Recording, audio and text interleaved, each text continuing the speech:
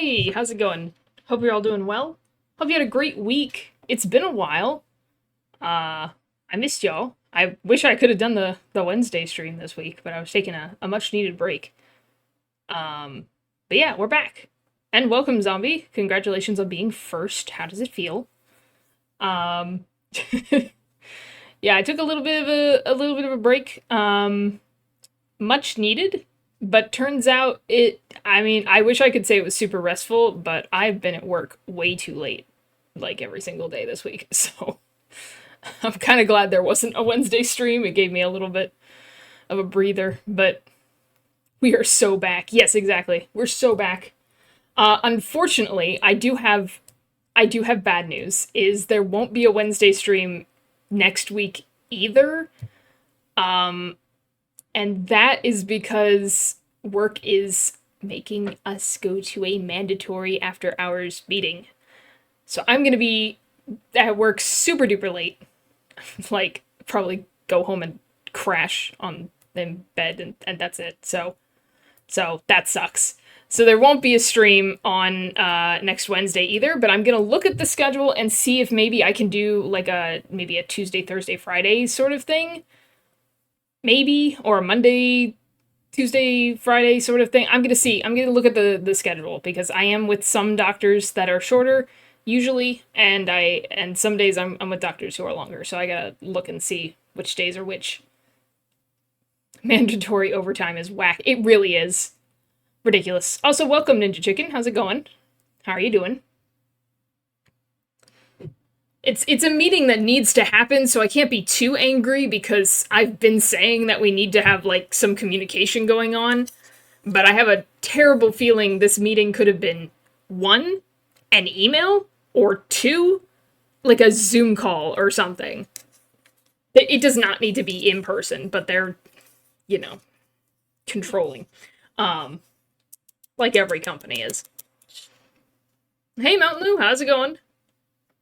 Very good. Food is on the way. I just finished food. That's why I was running a little late, and I apologize. I was finishing up my food and then realized it was a lot later than I thought it was. Also, I did mention I got a new dog recently. He is just kind of chilling downstairs, but I got to keep an ear out. So if I suddenly have to disappear, it's to deal with my dog. So you know. But he should be good. He's pretty chill about just, like, sleeping most of the time. So, also, Dr. Pepper. Whoopee!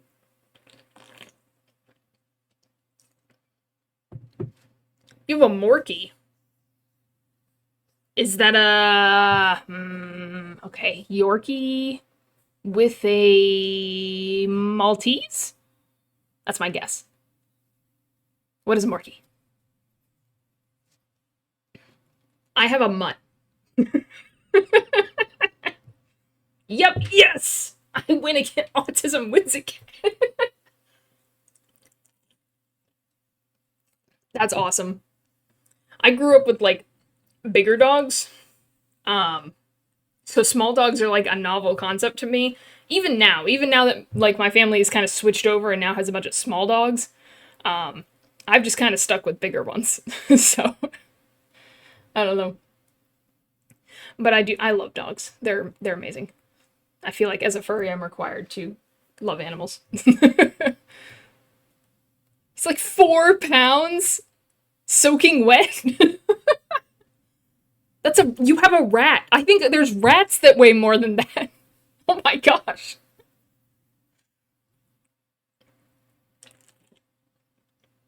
So small. Oh my gosh. Man. Yeah, I've got a mutt. They said he's like a border collie mix of some sort, and I think the coloring kind of gives that impression, but you wouldn't base it off of his intelligence. I'm just gonna say that. I can't tell what he is, to be honest. He's just a mix of things. But that's how I like them. I like them just being a conglomeration.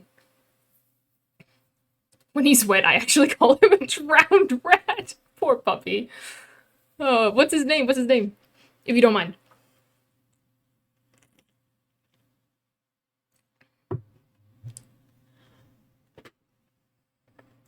Pets, pets, pets. Oh, that actually, let me write it down. I meant to make the pets. Oh gosh, I lost my sticky notes. Do I have another? Oh no. Am I out of sticky notes? No. Here they are. Okay. I'm gonna need more. My stash from being a teacher is almost gone. All these notes. He's got some of those lab brain cells. You know, I wouldn't be surprised. I'm sure there's Pitbull. A lot of dogs nowadays have just a little bit of Pitbull at least. But yeah, I was gonna make the pet channel in the Discord, and I forgot. I don't know when I'm gonna get to that, but I'm gonna make a note of it just so I remember. So I can see more dogs. Yippee! Super Pup, my little brother named him. That's a name. Do you have a nickname for him, or you just call him Super Pup?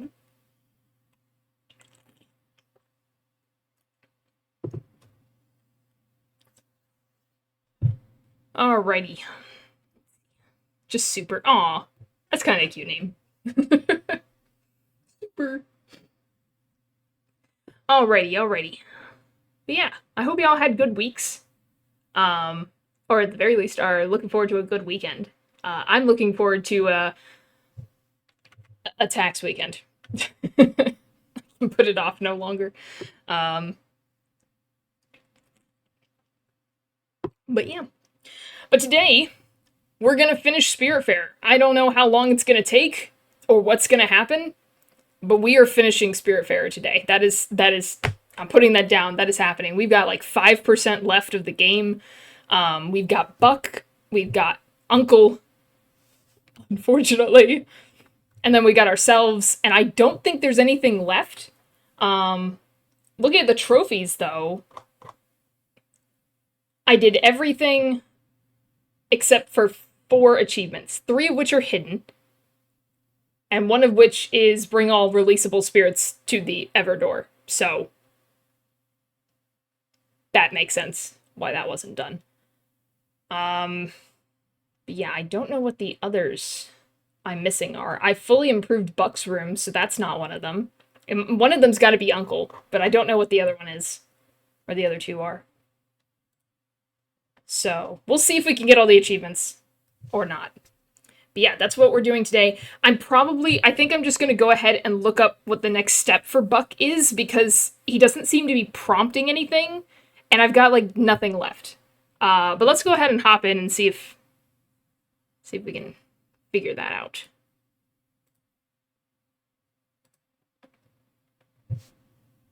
Let's see here. Welcome to the Void. Boom, boom, boom.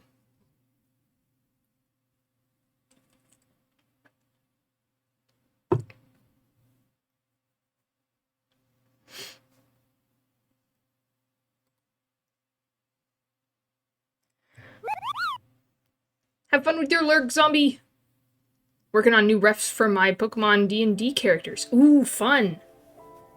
Feel free to share. Please share.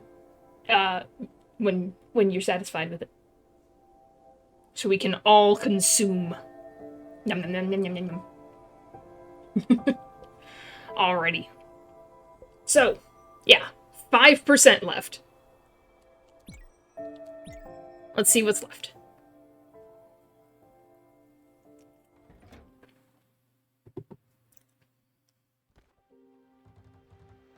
Okay. So the only, like, Buck he doesn't have any sort of requests. He doesn't have anything. It's just Uncle's request to improve his house, which I'm refusing to do because then he'll want to go to the Everdoor. And then my request to die. So, yeah, we'll do, though you've already seen Olut. Well, I want to see more art. I want to be fed. Nom nom nom nom. All art is great art. Alright, let's see. Does Uncle have anything to say? Other than he's hungry. Hello, Uncle. I'm gonna have to say goodbye to you today. He's doing great. Uncle's never been better. Where's Buck? Is he enjoying his nice new house? No, he's not. Where is Buck? I can never find this guy. I feel like he blends in.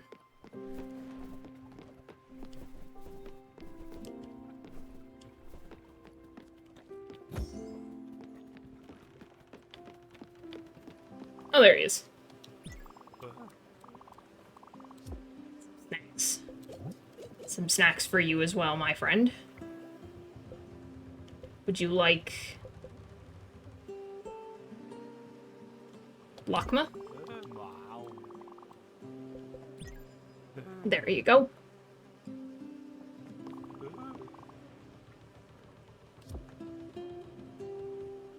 Has he always had the flowers around his neck? I'm just seeing that. I guess so.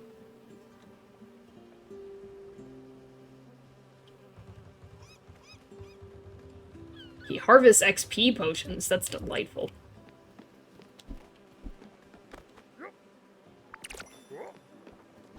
I forgot, Jackie had us make these. And they ditched us.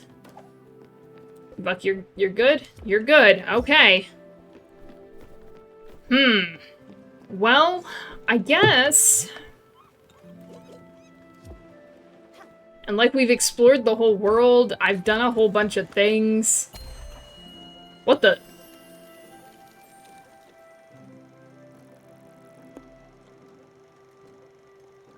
What was that? Hang on.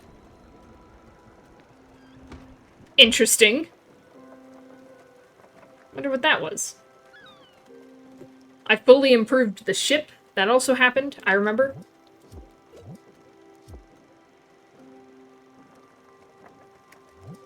Yeah, because there's no other upgrades to do.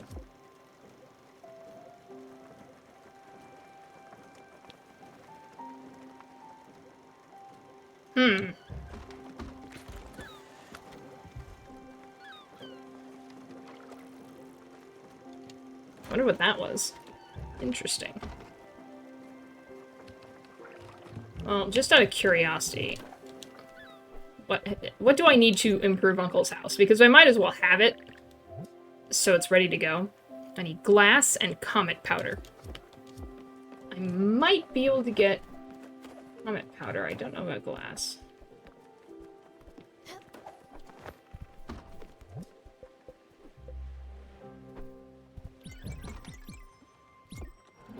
Yeah, here's some comet powder.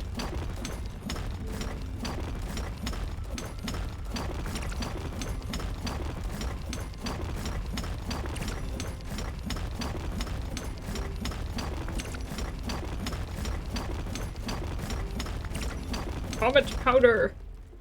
Powder from the stars. What's up, Uncle? Okay, and then I think here is where you can make glass, if I remember correctly. Yes. I figure, you know, we have all the stuff ready. Maybe we'll improve it and see what he says, but he's probably gonna be like, anyway, I'm satisfied now. Well, I'm not.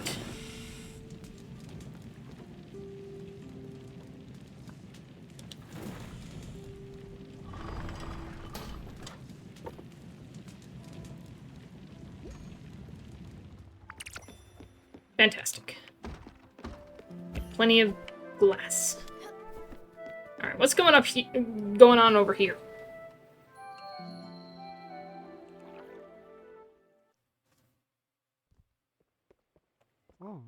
Wow!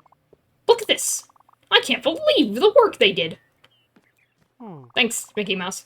Good job, Hummingbird Preservation Society! Haha!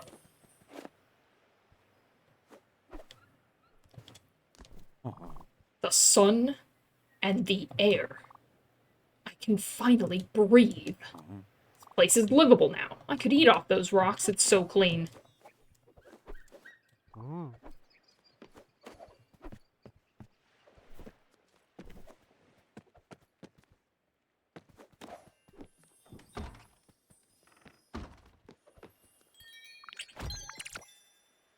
Small glim bottle.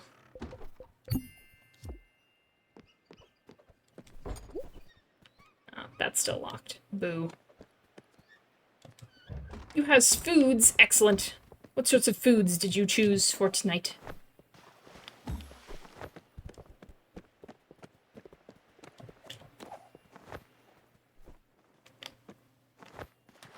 Hey, that dumpster is gone.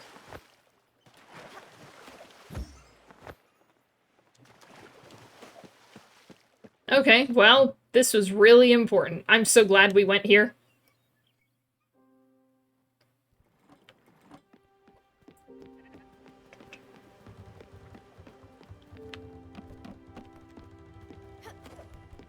Chicken and hash browns. Interesting. Damn it. Put cheese on your eggs. Ah. How dare they?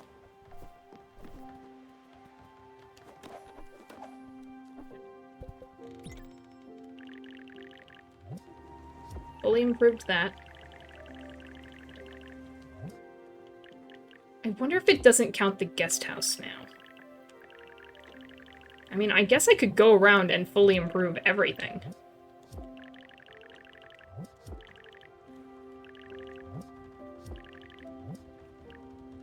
Well, no, I can't. I need more aluminum. And a lot more fire glow. Dang.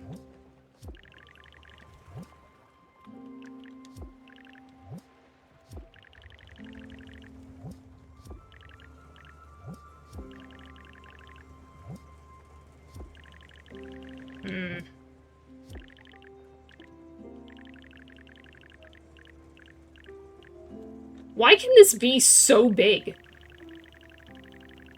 I guess you could have more space if you wanted to, but that just means more area I have to walk. It's my upgraded sheep corral. It's my upgraded kitchen.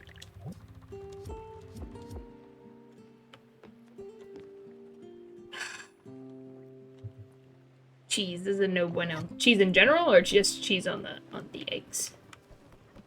The eggies.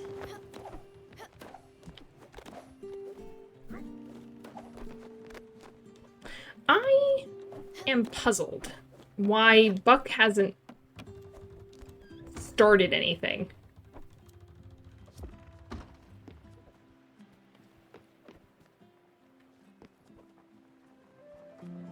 For the most part, in general. I see. Interesting. Lactose intolerant, and I have a dairy allergy. Oh, well, that would be a big problem, yeah. I was gonna say, though, lactose intolerant has never stopped anyone before. I never hit post on these social media. I know what I'm doing. I'm a professional streamer.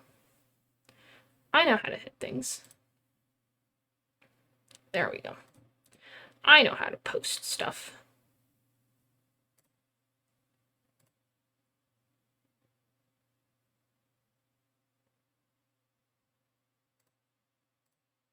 Oh gosh. I am messing up. Hold on. I'm trying out something too.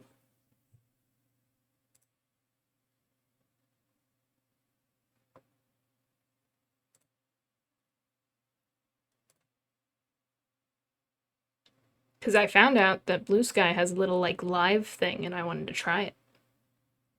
But it has to think about it, apparently. Okay, there we go.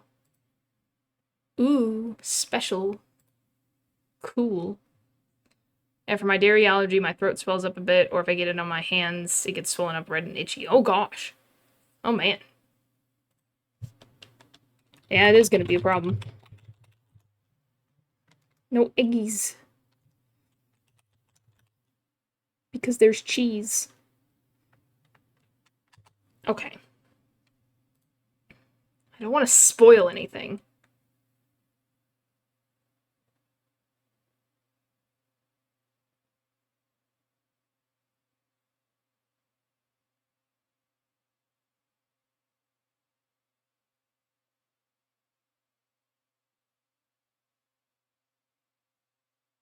I can't have Uncle be last.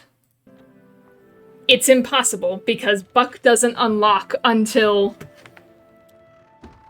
all the spirits have gone to the Everdor, so I have to say goodbye to Uncle first. No! I wanted him the whole time! Uncle, why? Why, Uncle? Okay. I've put it off a long time. Here you go, Uncle. Well, there's one of our missing achievements.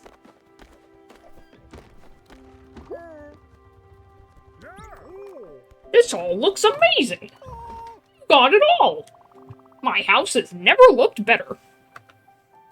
I'm sure the other passengers are already jealous. You haven't seen Buck's house. But let's not rub it in their faces. Aye, aye. I gotcha, Uncle, don't you worry.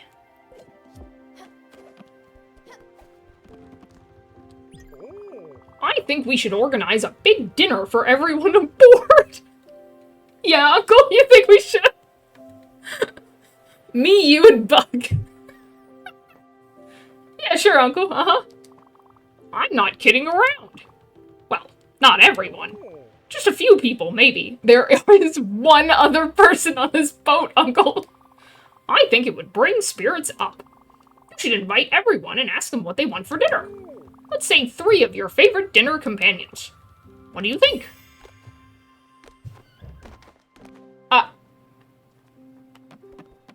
I think there's gonna be a problem.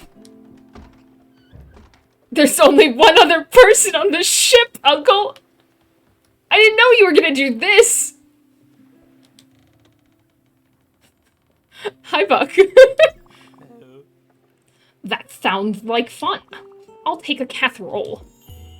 Request completed because there's nobody else on this ship!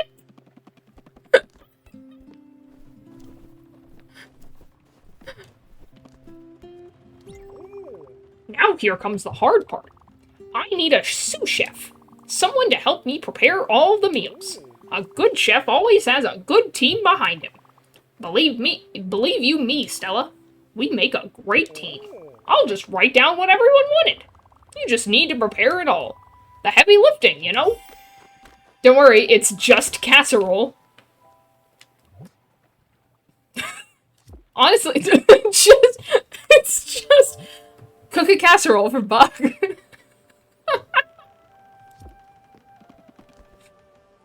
It's perhaps even easier because all you have to do is make 1 item instead of 3. Okay, casserole. If I can find it. Casserole. Ah, casserole. Grain and meat. Okay. Grain.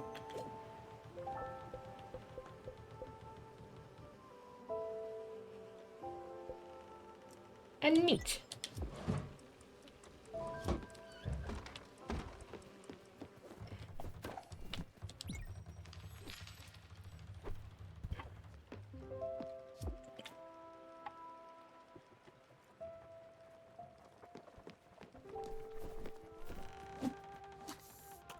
Well, I guess we'll fish while we wait.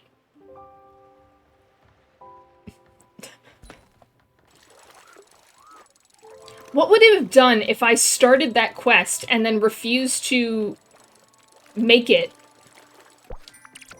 and then let someone else go? Would that quest just go away?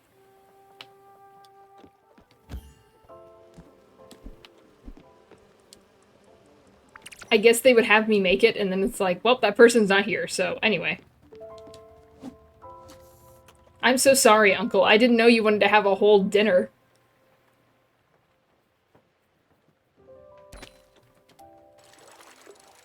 Jackie would have loved a dinner.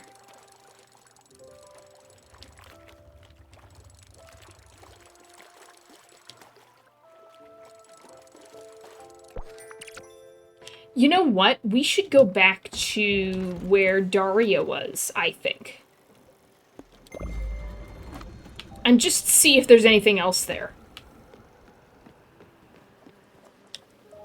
Because I couldn't fully improve her house because her house was at the hospital. Just go to the Everdor and have their spirits attack. What's here, Uncle? The demons. The demons are here. What a great dinner! Yay!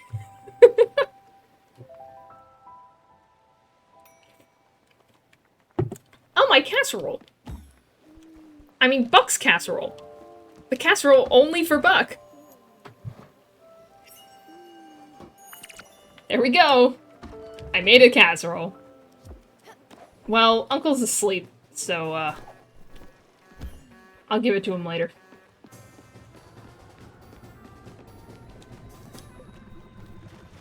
Let's go over here.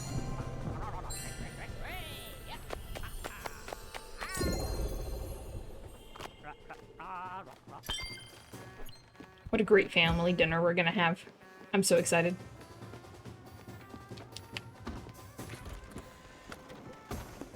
Is this it? Yeah, Overbrook.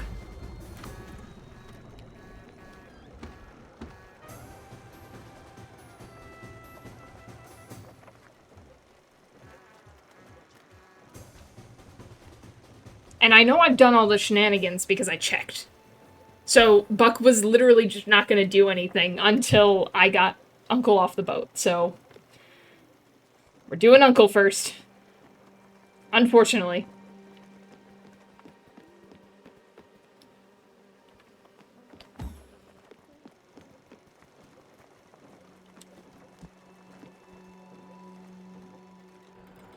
I wanted to keep him on as long as possible.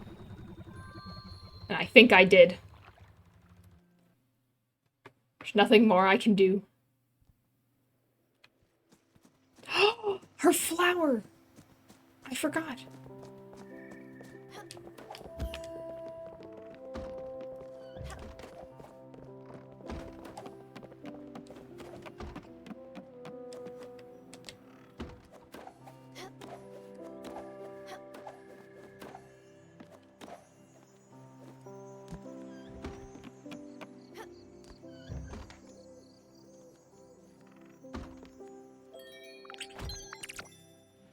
The Spiritfarer.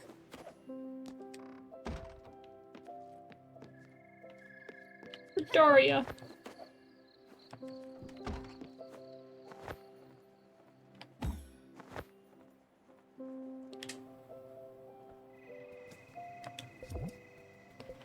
I bought everything here.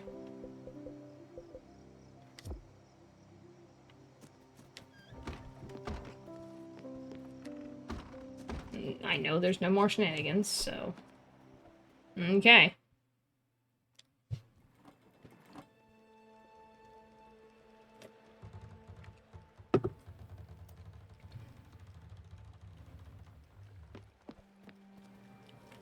Well, we'll proceed the day through, I guess.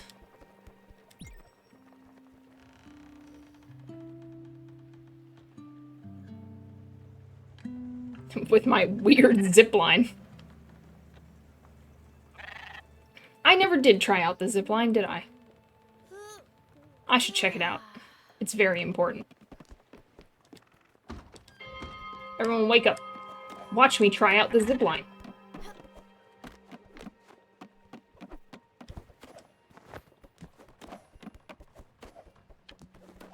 Alright, here we go.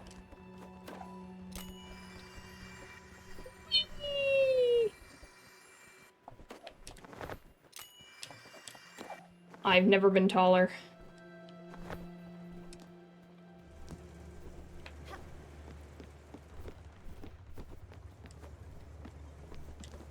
And then the chickens were done, if I remember correctly.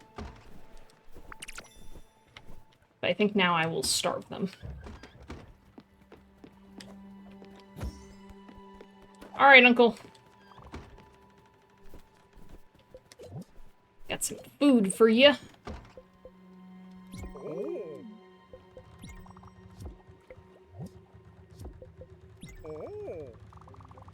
Have you picked a first mate yet? If not, I'd like to volunteer. I hate that I answer so easily to chicken now.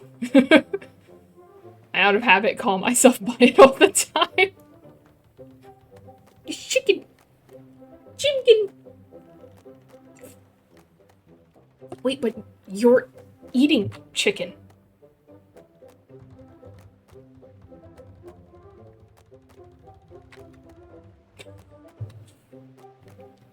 Obviously, I have excellent credentials.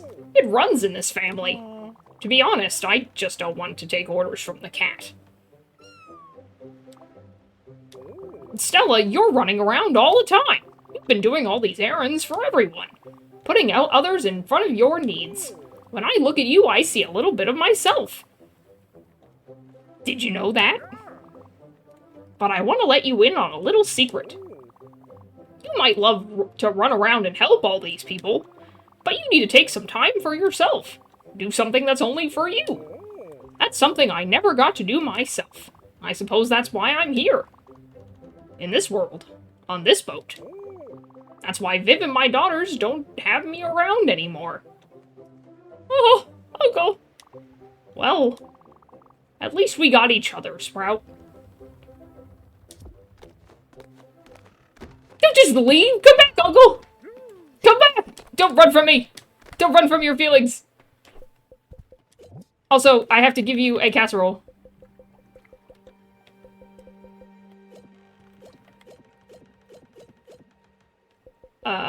Where did it go?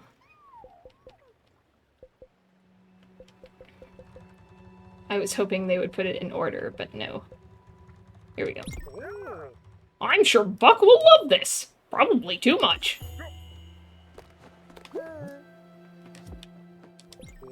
We just need a place to eat now. I don't think the deck is the right place for a 5-course meal. What about this big city, Hummingberg? That island with the shrine and the nice tables. Nothing too fancy, but still a night on the town. I'll make us a nice spot. Let's head over there. Okie dokie. Whatever you say, Uncle. Unfortunately, I was near there and then I left. That's okay. It's so weird that I don't have to do anything else. I literally put off everything. I put off this to do everything else.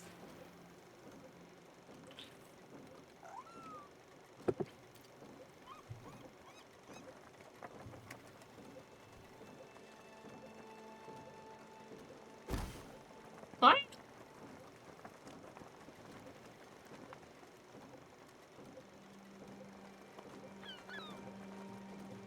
Do. The bees! The bees are ready! So glad I'm collecting honey for no reason. No reason at all.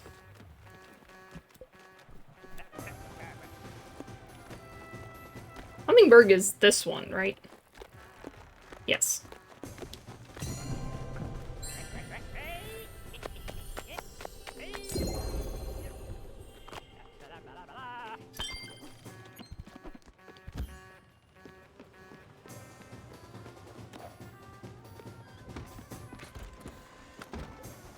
Off we go. We're on the way, Uncle.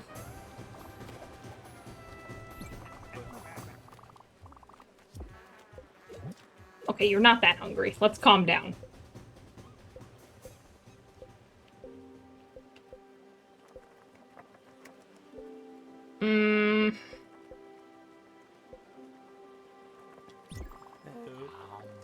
Some fruit candy. There you go.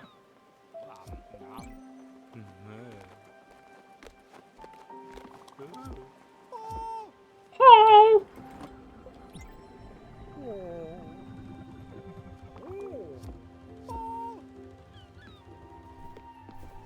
He's gossiping. Head over to Hummingberg. Okie dokie. I guess they'll find their way. One of them can fly and one of them will swim, I guess.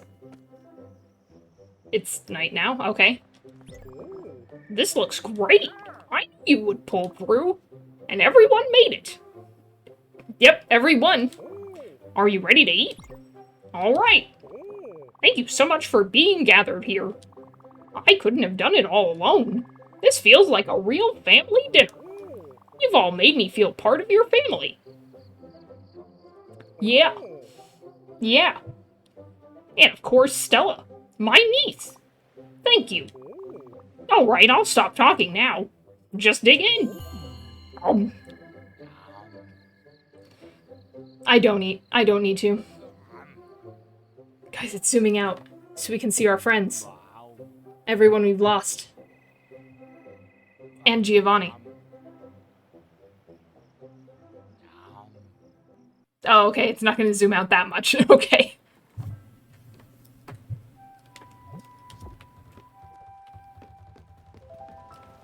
That was so nice. I liked that. It's a shame it wasn't as meaningful due to nobody else being there.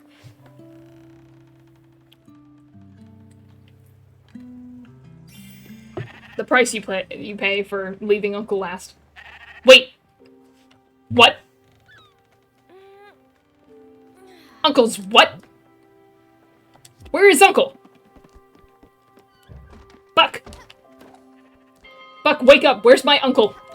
Ask. I like how it said ask Buck because there's nobody else to ask. Buck.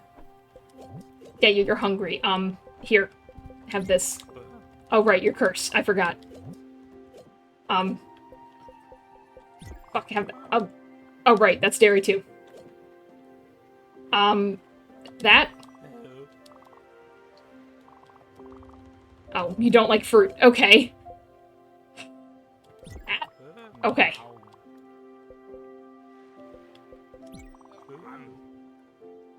Where's my new best buddy? Your uncle, I mean.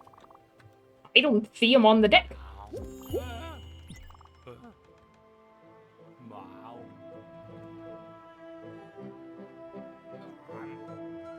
Wait.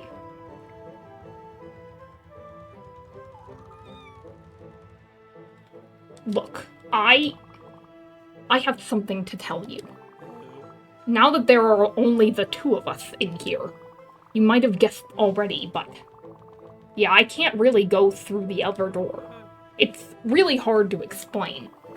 My guess would be that I've already been through it in a weird, strange way. See what I mean? Sorry to break it to you, but I don't think there is more to it. You, me, us, this world. Listen, I really don't want to push you towards it. Frack no. But you know, I think you should give accepting your fate a try. I'm really not one to give you a lesson, far from it. Funny thing, I don't even know if I myself accepted it. My presence here might give us a clue.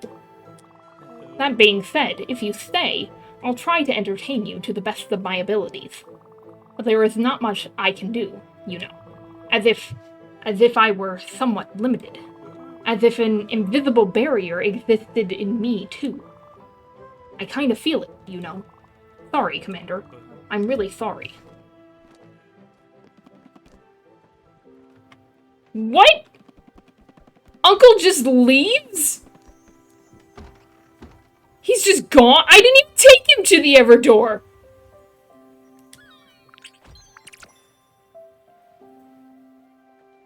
What?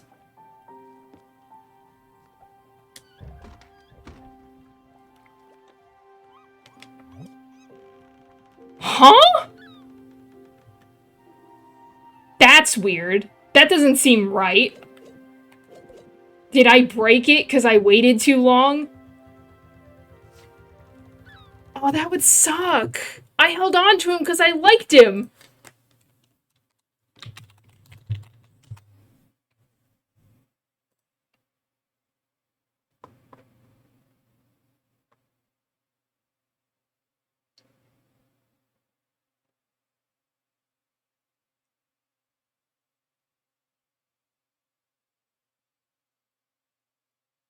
Okay, so when there's more than one person on your ship, there are 3 people to talk to.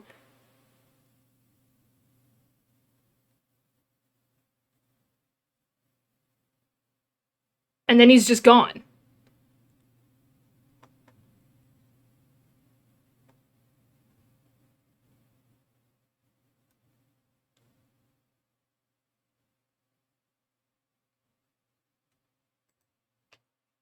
Huh. That's so weird. He's just gone. It's just a little startling because I can only talk to one person. And Buck is saying now that I have to go.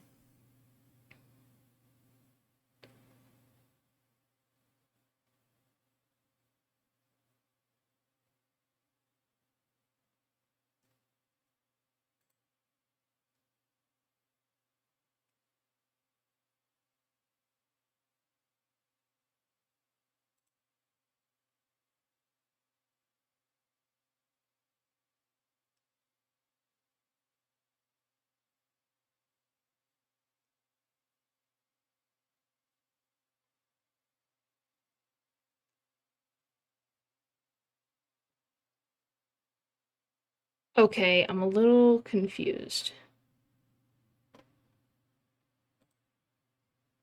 Because I did that.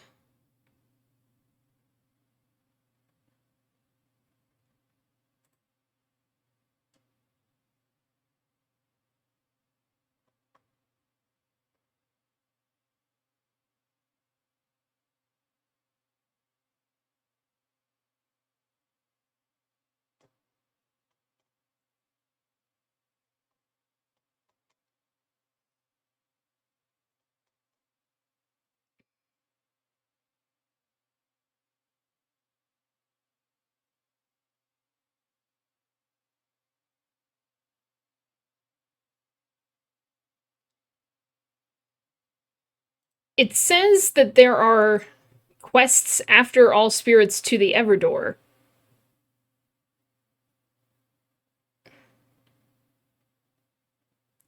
But one of them seems familiar because it says, what's a Lizard King? I've met the Lizard King. I remember meeting the Lizard King.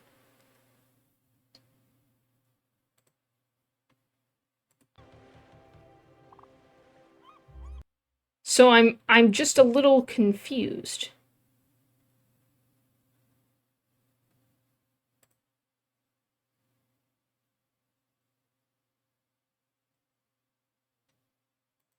Hmm.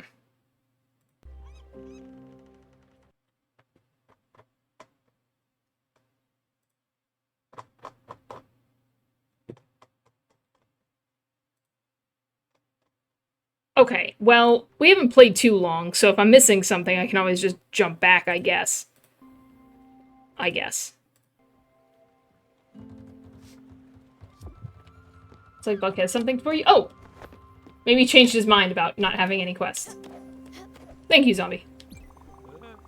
Thruth is once again saying to us a simple message. Are you ready for a little side adventure? This one involved the wandering merchant Francis. Okay, there it is. This was one of the two that it was like, oh, this'll unlock after. I think it was just really thrown off by the fact that Buck was the only one left by the time that Uncle disappeared. So it was like, oh, I'm just gonna push you forward into this conversation that Buck has because nobody else is here. And they gave me the achievement, take all spirits to the Everdoor. So there's no taking... That's almost disappointing. I don't get any, like, final little Everdoor thing with Uncle or with Buck. What the heck? Okay. So we've got a couple more side quests from Buck, I guess. He carries cargo and stories, and doesn't shy away from giving errands to adventuring rovers. You should run an errand for him. I'll explain it all. Complete the proper errand. What's with this one? A wandering merchant. That's clearly Francis, right? Alright, we gotta find Francis. I miss Uncle. What the heck? Uncle just ditched me to go find some milk. Where is he? There he is.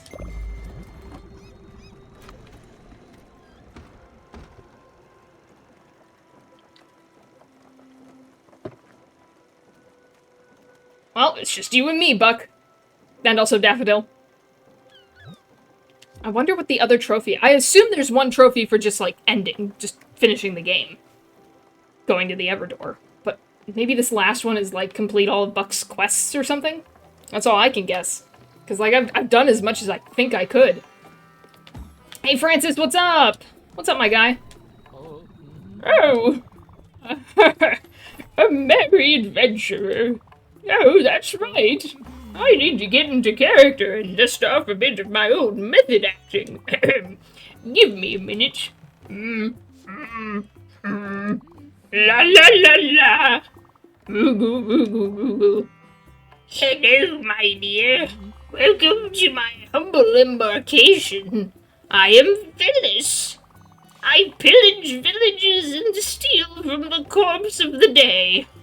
I have their things. The things of the dead people. Bug, are you sure about this? Sounds macabre. Macabre? If you find more of these objects for me, I shall reward you and shower you with treasures untold. Phew, that was harder than I thought. How was it? Good, yes? I think I nailed it.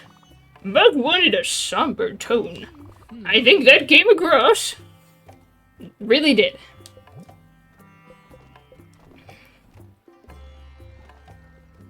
Ah. Did I do it? Luckily, I have lots of useless items.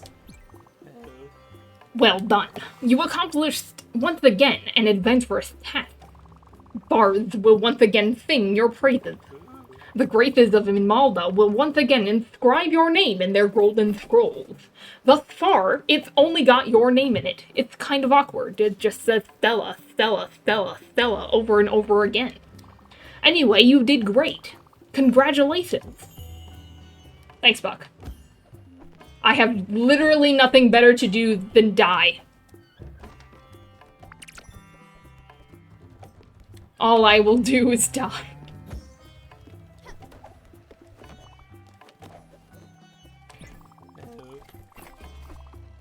I'll take some snacks. Do you want to give me one more quest? I know you have one more for me. I guess we'll go back to Hummingbird, I guess. Why not? Doesn't hurt.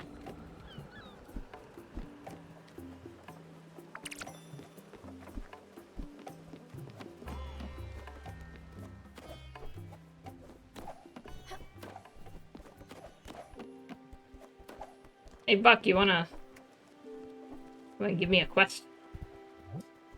Other than kill myself?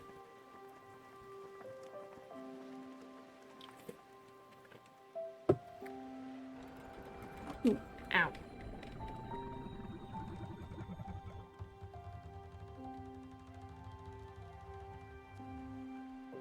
Okay. Thanks, Buck.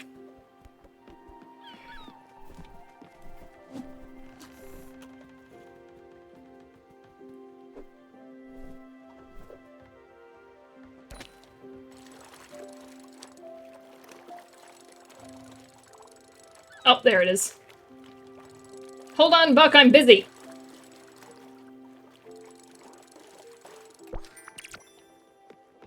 Now that I have caught your soul, I will now talk to you. Why do you have to be all the way up here? Okay. A new adventurer awaits. Deep down in the narrowest crevices of the underworld slithers a vile and villainous creature. A treacherous enemy who puts our newly gained peace at peril. The Lizard King, fallen monarch of the Slytheraz dynasty. Long was he in waiting, cloaked by the shadows of the Kurlaman grottos.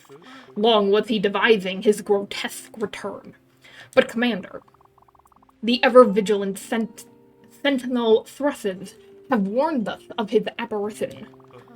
He has been seen last in Edgeborough Lane. There is hope we can stop him and make him see reason. Onward. Yeah, I've met the Lizard King. I don't remember what the context was, but I do remember meeting the Lizard King. Okay. Gotta go to Edgeborough Lane, I guess.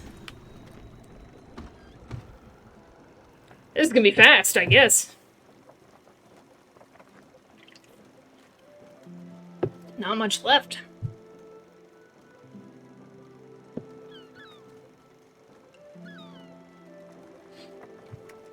Guess we'll fish.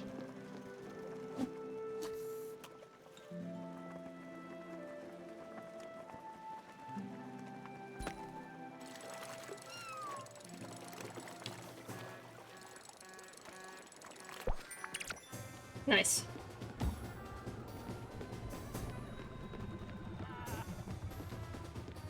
Alex! I need to go to Edgeboro Lane, which is... I think it's over here.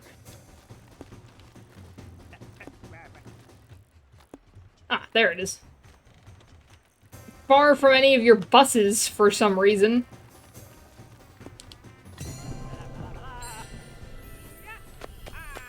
It's fine. It's totally fine. Off we go. Okay, I need to mark my destination first. Here we go. Edgeboro Lane.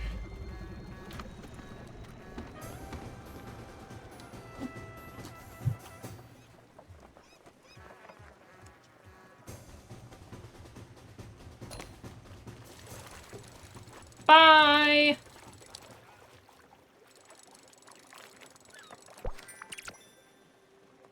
A flounder.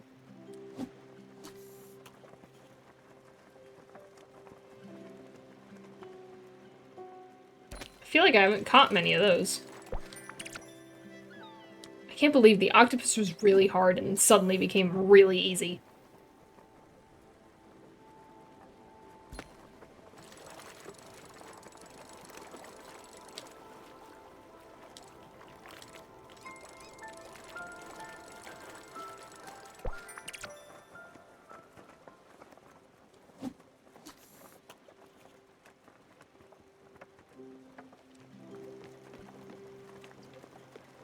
We're here! Time to meet the Lizard King.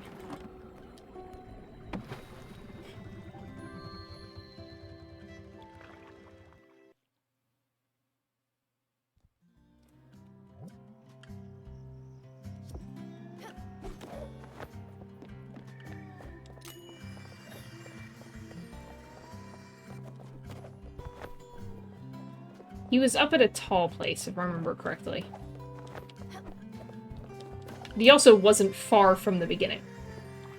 There he is. I am the great Lizard King, first of his name, great noble of House Reptilia. You are my loyal subject. You must do whatever I wish. Well, I need carrots. My town is hungry, poor peasant. They need food. There is a problem. We had food, but I ate it all. I keep eating. All the time. But I am a proud monarch. I cannot tell this to my people. You must help me. Find me some carrots so I may feed the hungry. I have a sickness. Think about me when you do this. My loyal subject, I'm so happy. These are some of the most beautiful carrots ever. I grew them myself. I will have the greatest time eating them. If I'm not hungry, then how can my subjects be hungry? It doesn't make sense. You did well for your king. Praise me. Great. It was a really easy quest. It's funny they're so simple at the end. Like, you definitely have all that stuff by that point. I'm coming back, hold on. Never mind, I'm going in here. Come back. I'm sorry. Where are you going? Don't run from me.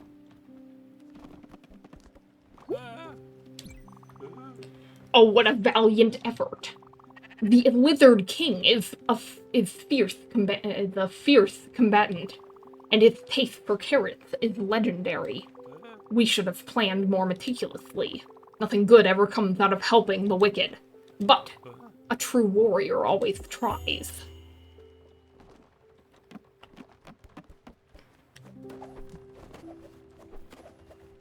I feel like after that, he should... That's when it is meant to be like, oh, by the way, I can't die. You can't take me to the Everdoor, by the way.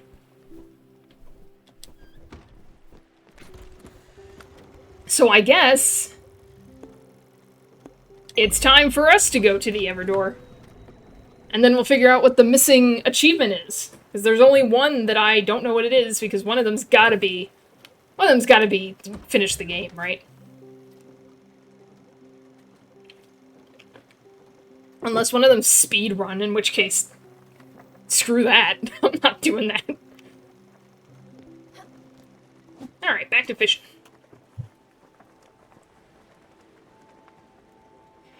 Hey-do.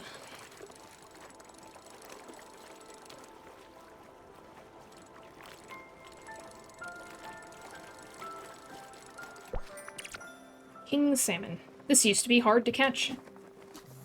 And now is pathetically easy.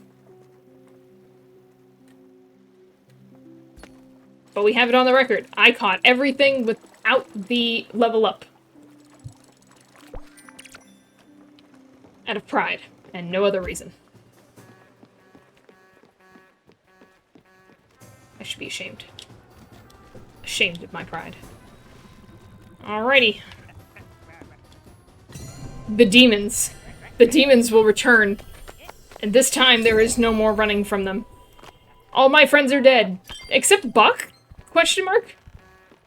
And the bees, I guess. Who will take care of my cow? My sheep? My bees?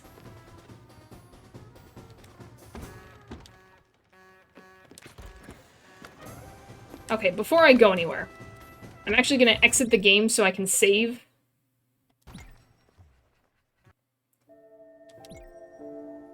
Oh! It's done! What the... What am I missing? 100% complete, but I'm not dead yet. Alright, well... I think your cow is going to take care of everyone else. Including Buck. My cow! Alright, Lily. It's time for me to die. This music is not somber enough. Alex, you gotta go. Bye, Alex. It's all my friends. All the demons.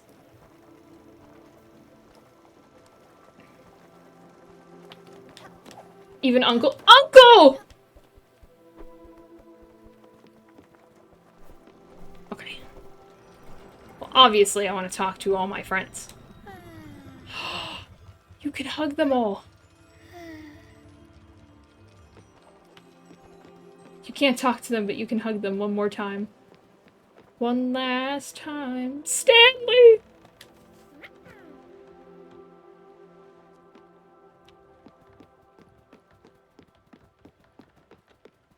Jackie!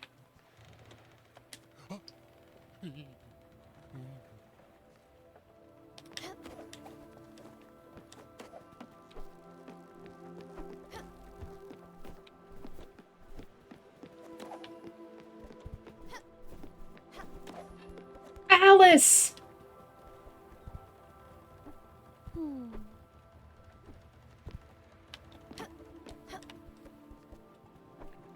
Bruce. Mickey. My guys. Summer. It's been a while.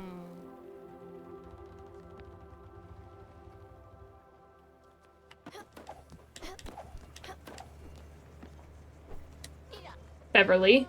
My sacrifice for Uncle. Astrid. You were okay. Alina.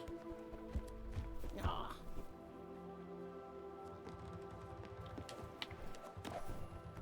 suppose I have to touch him, don't I? Ugh. Giovanni.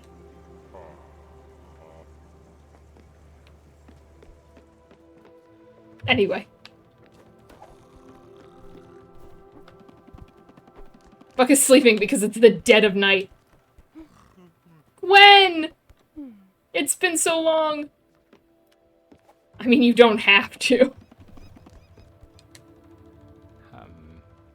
Gustav.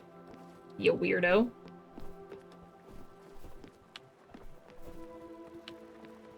Going through everyone in my head.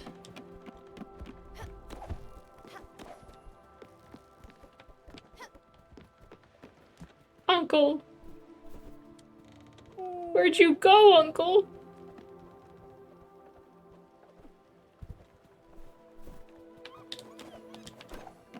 Buck, you're gonna miss me leaving. Maybe I should wait till he wakes up. Feels rude to die when he's sleeping. I'll just wait.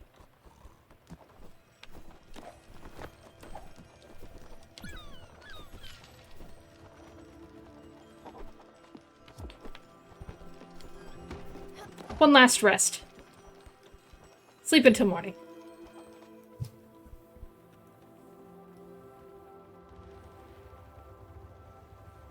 I love that you can see all the ghosts. They're waiting. You can pull an uncle on him. Then it's just an empty boat. No! I wouldn't do that to Buck. I like Buck. I would do that to Giovanni. Oh wait, I didn't wake him up. Eh! Buck! Buck, wake up! You have to say goodbye to me! Buck, I'm not able to ring the bell for some reason. Buck! Buck, wake up! Buck!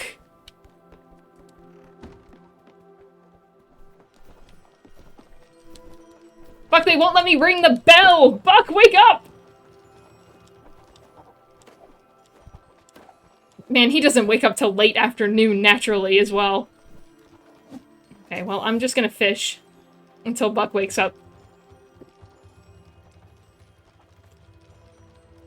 I want him there to say goodbye.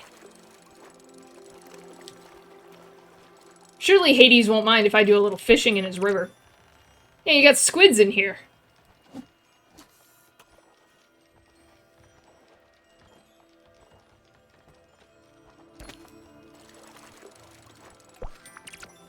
And an empty bottle. There's pollution. Don't worry, Hades, I got it. Don't you worry.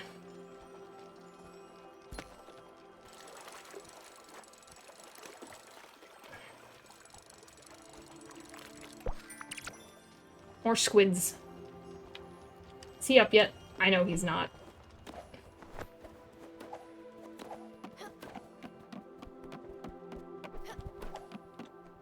Buck. Buck, I'm outside your window. Your window. Take all the bottles out and replace it with this giant boat. Buck!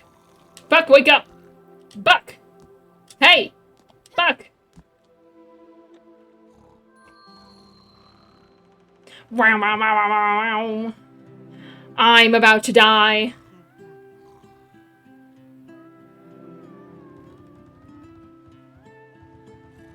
Buck, wake up. I feel like that's just gonna put him to sleep even more. Ugh. Buck, I'm on top of your roof. Wake up! It won't let me ring the bell. For some reason.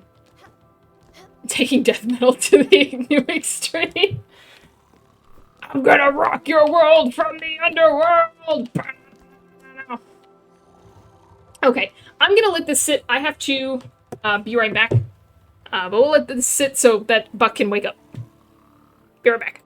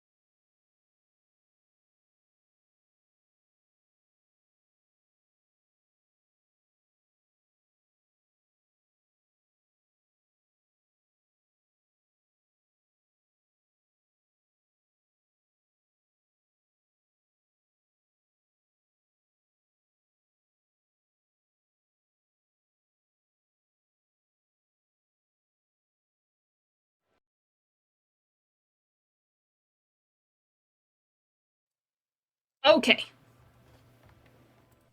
I am back. Oops, I forgot I can't click it. Okay. Well, Buck's not sitting there, so... He's awake! Okay, where's Buck? Buck, are you just ignoring the fact that I'm about to die? Hello? Buck?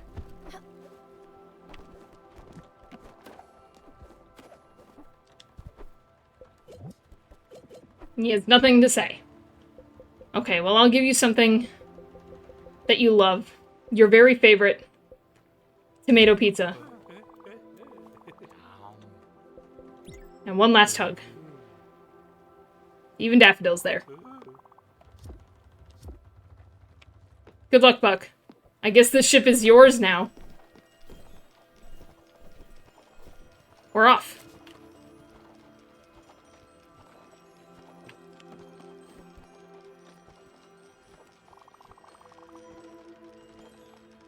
From this point onwards, there is no turning back.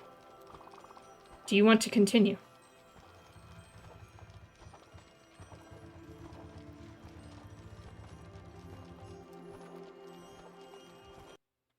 I kind of want to know what that other achievement is right before, because they're saying there's no turning back, right? So they're... Does it mean they're going to save over my game? Or are they going to pull a Nier and be like, we're deleting your file, by the way.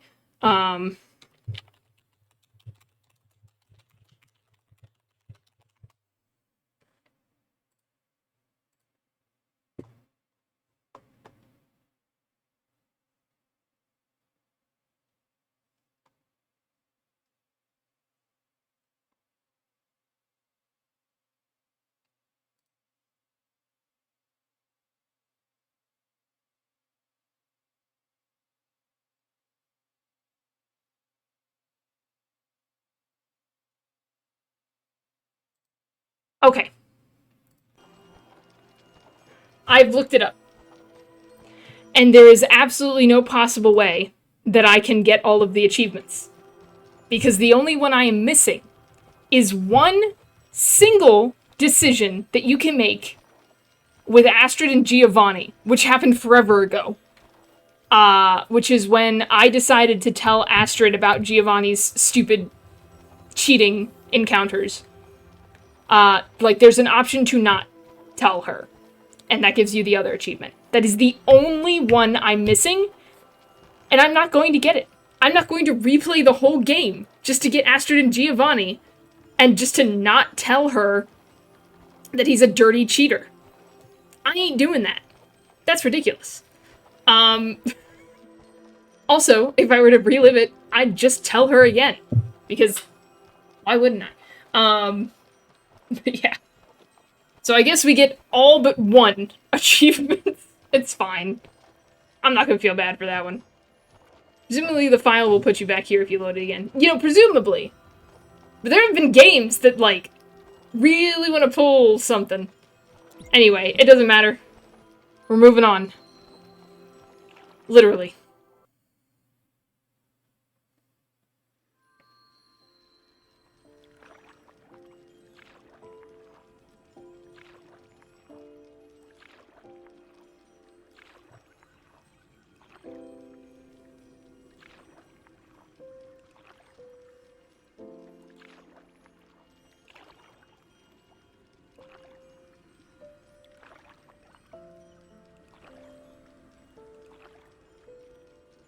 Well, the butterflies are there. I guess I don't have anything to say. It was a journey, that's for sure. I was the true Spiritfarer all along. It wasn't that random guy I met in Overbrook. I'm quite shocked. I really thought he was the one. I'm really shocked about Uncle's disappearance. That's interesting. I do want to look up people's stories, because I feel like I didn't get them. I missed a lot, I think. But that's okay.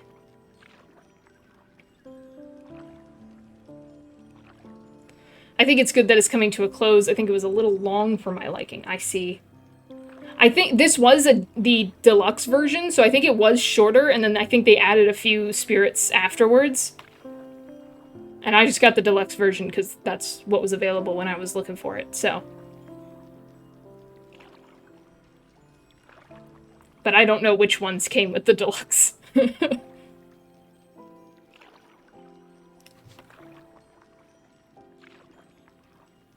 The game does definitely feel long if you're just watching. I see.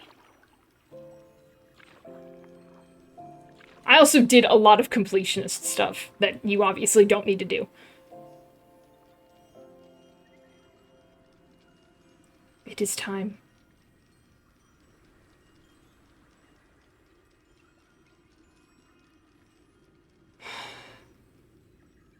I feel like that applies to most games, though, to be honest. Honestly, yeah. Alrighty.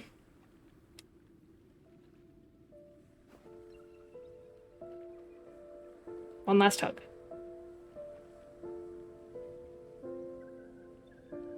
Are we killing Daffodil too? Yeah, we're killing Daffodil too. We're both dead.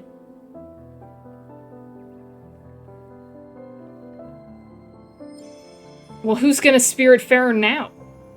That guy in Overbrook?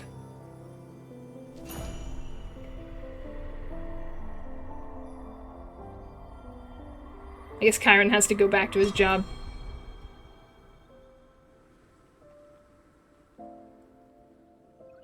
Am I in the stars now?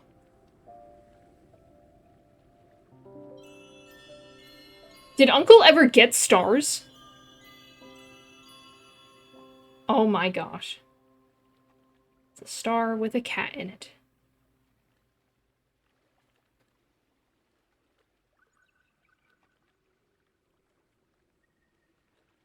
I wish it showed all of the stars. That would be really nice, that you could see everything.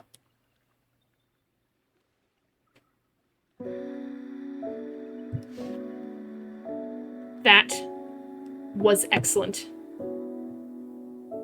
Accomplish your very last objective. Let it go. Oh, this is depressing. Oh gosh.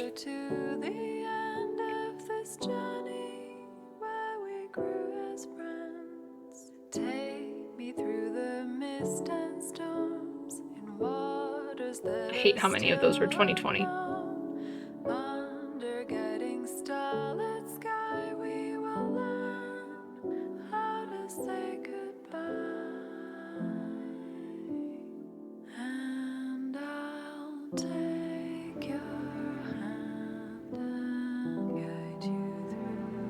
We have the constellations out here. We've got Gustav. Beverly, also known as the Furnace. There's Gwen. Somebody got cut off over here.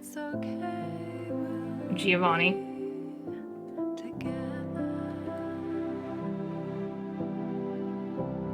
I remember this one being hard for me to see.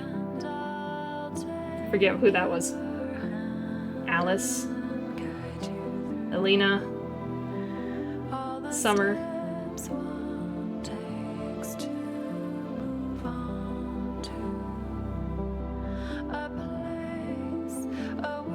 Astrid.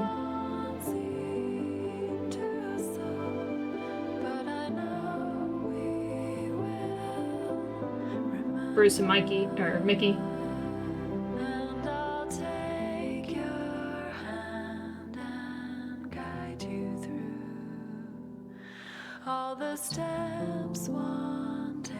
I think that one is Stanley.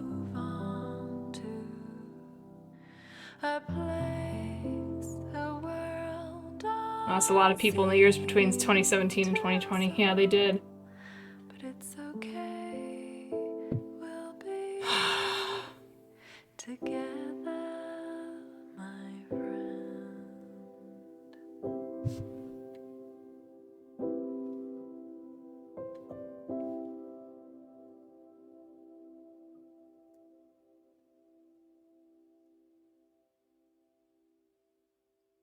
It is weird that Buck doesn't move on. That's kind of weird to me. And Uncle's sudden disappearance. It makes me glad that I waited, because then he could just disappear, but at the same time, it's almost worse because it's like, oh, the family dinner was just us and Buck. Bottom left. This one is... I cannot remember. I remember seeing this one and having to stare at it a really long time before I could figure out who it was, or how it looks like that character. Ah! It does kind of look like Buck, though. I can't remember who that was. But yeah.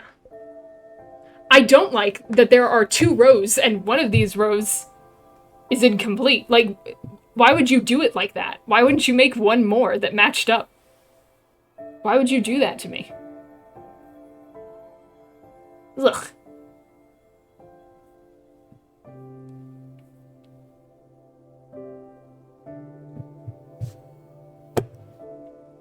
It says there's an autosave.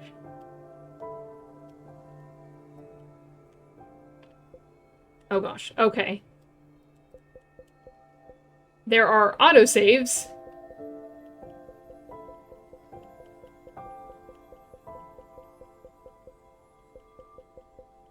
Oh gosh.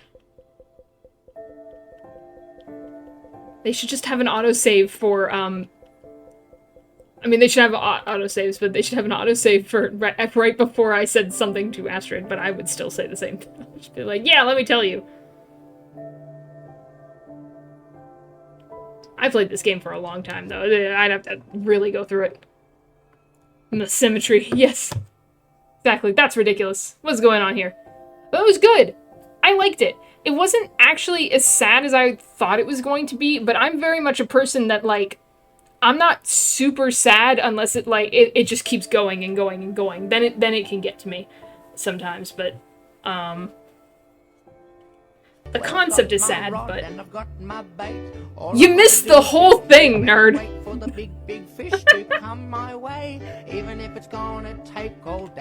Here, fishy, fishy, fishy, here, fishy, fishy, fishy, bum.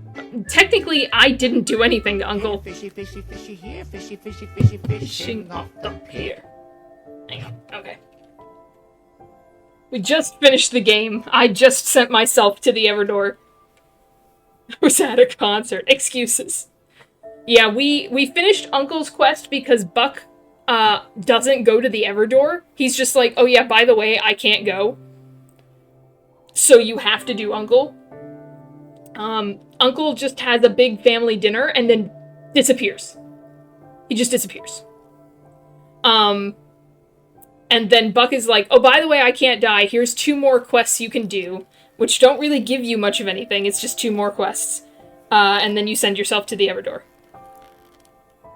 Wait, main character dies. I didn't know that would happen. I've had the quest for a really long time. I don't know if I just speed ran through it, or what happened, but yeah, I've had the quest for a really long time of take yourself to the Everdoor. I just haven't done it until today. Yeah, everyone is dead except Buck, question mark? At least he's not at the Everdoor anymore. I guess he's the Spiritfarer now. Unclear. But yeah. So, there's that. You know, I think I want to go through and kind of see, what the stories are, because I feel like I really didn't get it.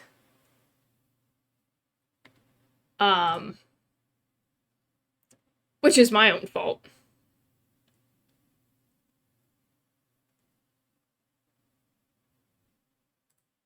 Wait.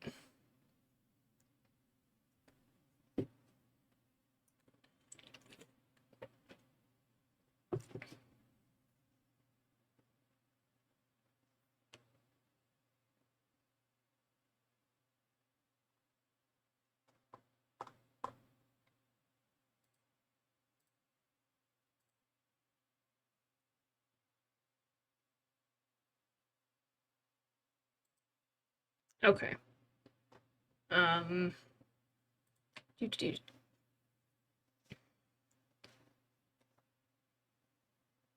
He just plays with D and he just plays D&D with all the other spirits. Exactly. He's just having a nice time. I'm just streaming right now. You're streaming right now? You streaming right now?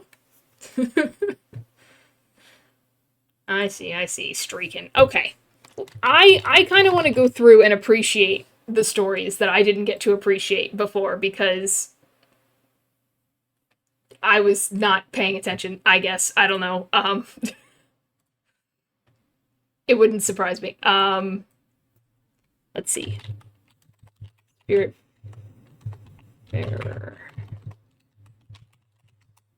I didn't really want to Google that, but you decided for me, I guess. Cool. Hydrate! Why, thank you. I do have some Poctor Deborah.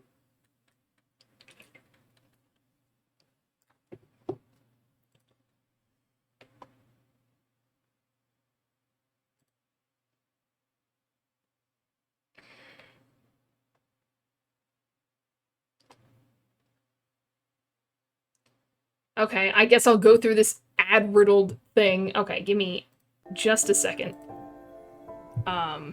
To switch gears here. I guess I'll pop over to here. Don't you worry, everything will be fine.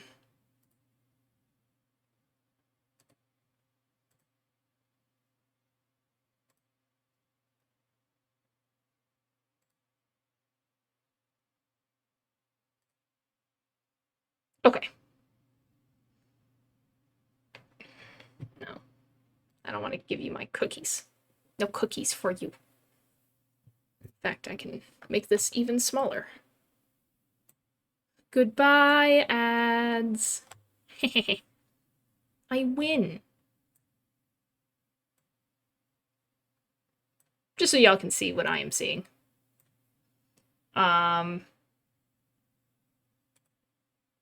Was there a story with Albert? I, like, talked to him the whole time. I don't think there was a story with Albert.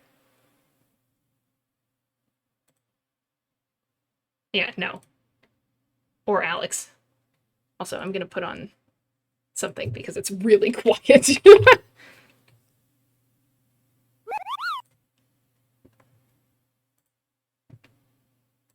There we go.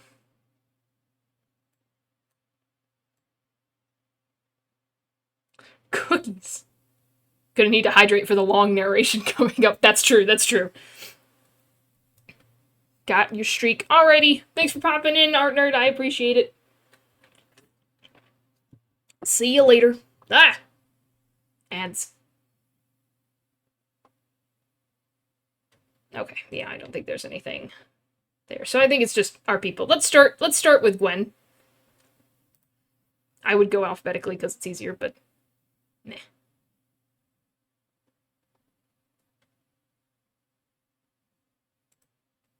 Ugh, gross. Ads. Okay. Alrighty. Gwen's parents had been friends with... Okay, hold on. Yeah. There we go. Gwen's parents had been friends with Stella's family long before they moved to North America. As such, Gwen had been one of the very few constants in Stella's life up to adulthood. Gifted with a brilliant mind and a pragmatic attitude, she had a mischievous side. Being a couple of years older than Stella, Gwen had always been a big sister figure for her, one who would always nudge her towards self-affirmation and taking the risks she otherwise wouldn't dare to take on her own. She lived with Stella and Lily in France during their childhood. I see.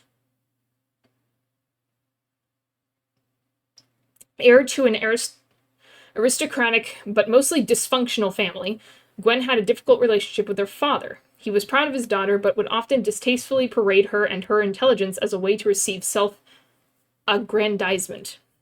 That's a way to put it. Okay, this was exacerbated by her father leaving Gwen and her mother at a fairly young age to live with his boyfriend, Doug. Doug, like, wait, I know a Doug. I met a Doug in-game. Didn't I? Anyway, Gwen only talked to the accountant a few times, including for several hours when her father died, and then never again. Symbolic of her rebellious nature and her opposition to a guardian she had to call father, Gwen picked up smoking at a very young age. Yet despite all her courage and bravado, she never mustered the courage to smoke publicly or in front of him. Ironically, smoking is what eventually killed Gwen when she passed from lung cancer in her 40s. As she reached the final stage of her disease, Gwen traveled back to her parents' manor in northern Italy's Alpine Lakes region and considered attempting suicide.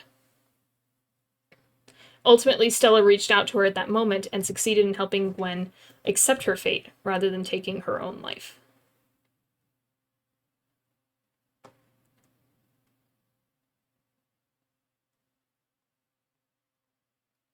Does it talk about...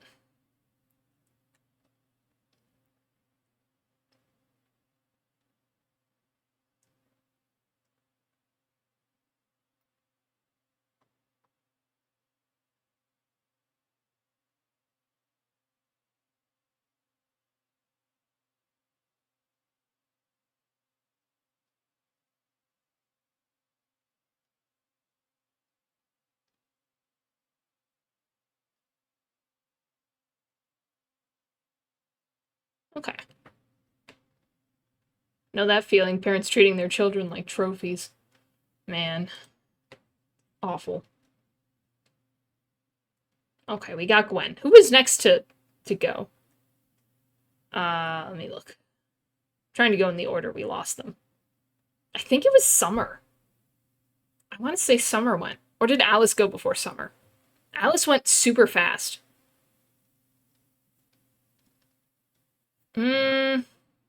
Was it Summer or Alice? I want to say it was Alice. I think Alice left before Summer because she deteriorated so fast.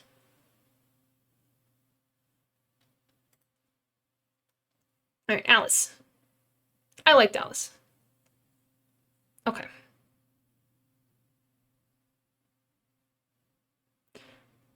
All right. A stay-at-home mom, she spent most of her adulthood looking after her children and taking care of her family's domestic life.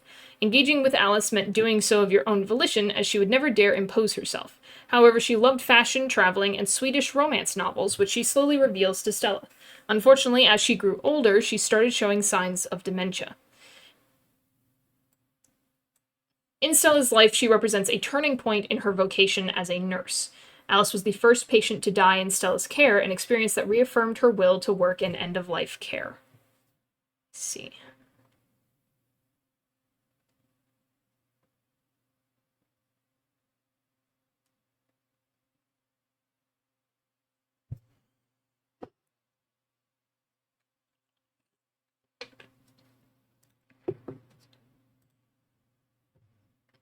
And then I think it was Summer.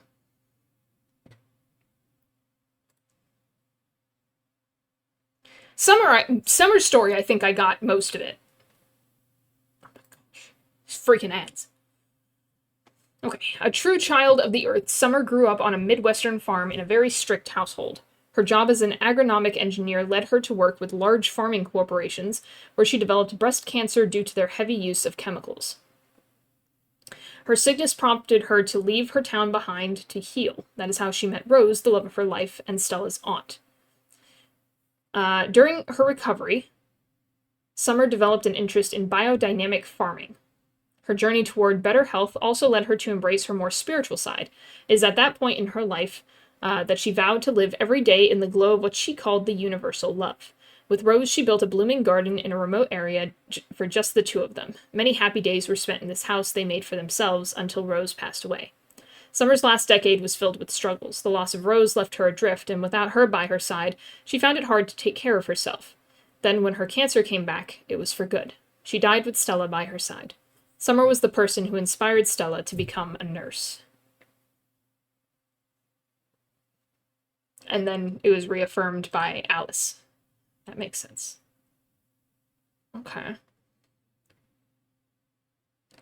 Oh, I guess Karen technically was the first person we took to the Everdor, huh? Nothing is known about Karen's life. He was just like, I'm done. I'm done being the guy. Okay. I think it was Astrid after that. It was like a long period of time. But then I think it was Astrid. Marie? Who's Marie? Oh, Stella's mother.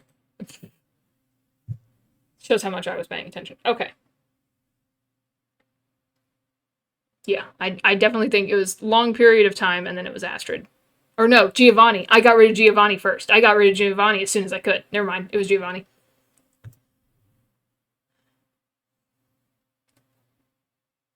Gosh, these stupid ads. Oh my gosh. It's like ridiculous. I feel like I'm getting a virus right now. Alright, Giovanni fought in World War II in the Resistance, then carved for himself an ordinary life of trade and simple pleasures. Extremely careful with his appearance and his witty one-liners, Giovanni always made sure to do everything in his power to charm everyone around him, even if it sometimes involved doing shady things just to win someone's heart.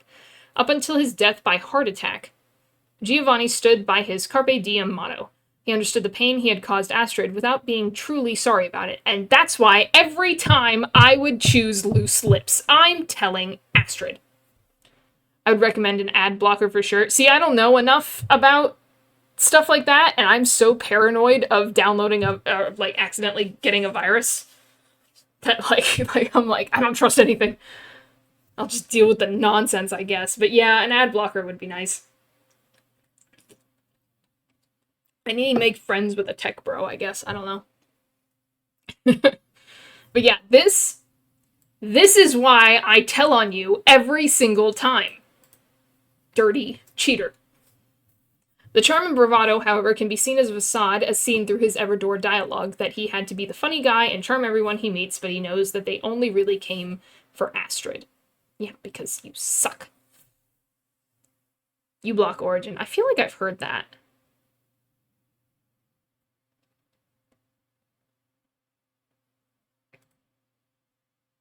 I feel like I've heard that one before.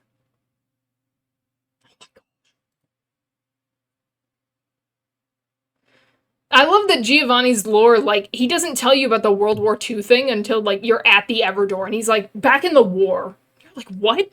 The war? What war? There was a war?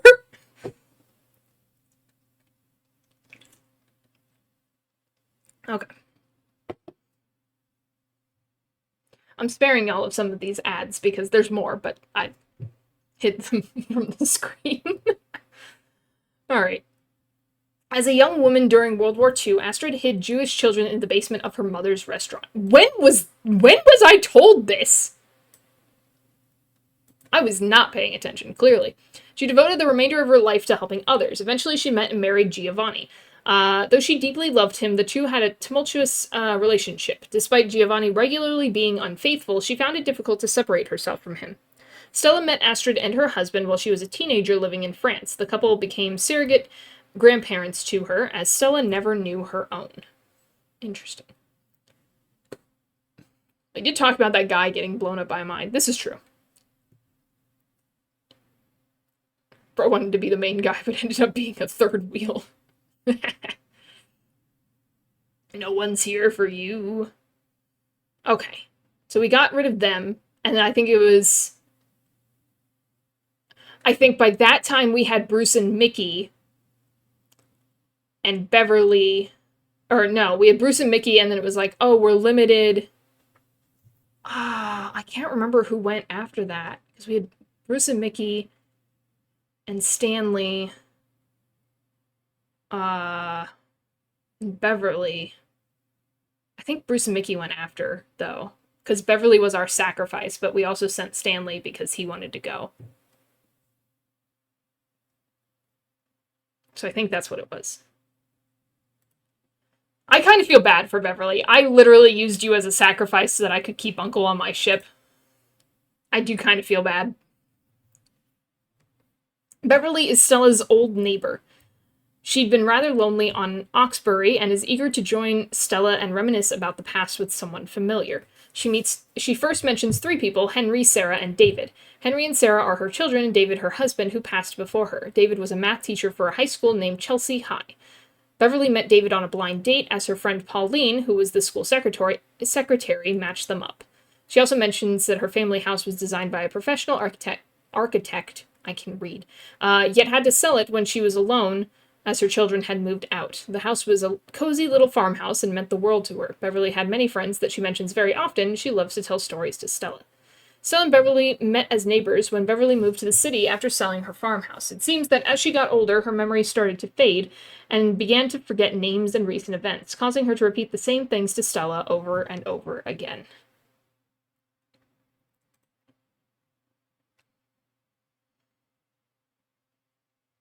That's about what I got from that. To be honest, that's about what I got from Beverly. So we don't know too much because her memory's mostly gone, it seems. And Stella didn't meet her early on. Oh my gosh. Enough! Enough! Enough is enough! How many ads do you need? Huh. Stanley is a wonderful... This is biased, but they're correct. It's the correct bias. Anyway, is a wonderful 8-year-old boy who met Stella as he was losing his fight against a fatal disease.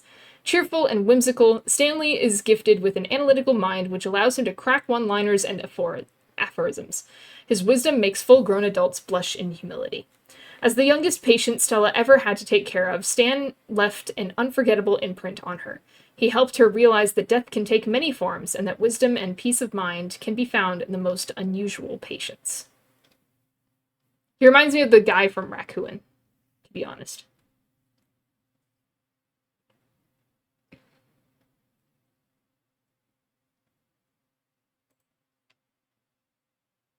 Enough. Okay. So Stanley went against our will, and then we were able to finish Bruce and Mickey.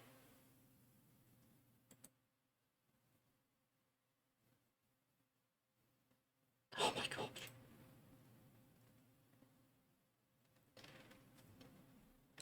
Bruce and Mickey are two very odd patients, most likely from just outside of Boston, that Stella encounters during her senior year as an end-of-life care nurse. Mickey, an imposing and intimidating behemoth of a man, ends up in a coma after his drunk driving leads to a car accident. His brother Bruce never leaves his side, accompanying him in the most extreme, dangerous, and illegal activities. The two of them are inseparable, and at Mickey's arrival in Stella's care, become a staple of the ward for many months. It is implied that Bruce may have committed suicide, which is suggested in the Everdor dialogue. Bruce always talks on behalf of his brother in denial that Mickey simply is not there anymore. Incapable of coming to terms with the fact that his brother, while technically alive, is not coming back, Bruce makes outlandish requests and angry or rude comments while aboard the ship, showing his pain. Did you see one of the mood influence for Stanley? Sad that you sold one of his pictures. No! I would never... He only gave me one picture. He only gave me one. But I never sold it. I kept it with me the whole time. I thought it was awful that that was an option you could do. That's terrible. No, I didn't see that. Oh my gosh.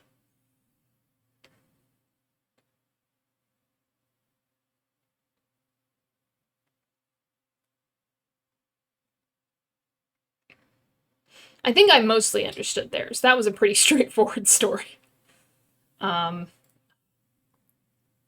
Okay. And then Gustav, I think. Yeah. Was it Gustav? Or no, it was Alina. Didn't Alina leave? No, Gustav left. And then Alina. Oh my gosh. Okay. As Stella traveled through Japan as a young adult, emancipated and in control of her life for the first time, she met Gustav, a German art curator. German. I went with British, but it's okay. I couldn't have done German anyway. Who spent time teaching Stella nuances and invited her to his art gallery in Shirakawa-go. Gustav had a brilliant career that led him to travel the world, curating exhibitions for a multitude of museums and galleries.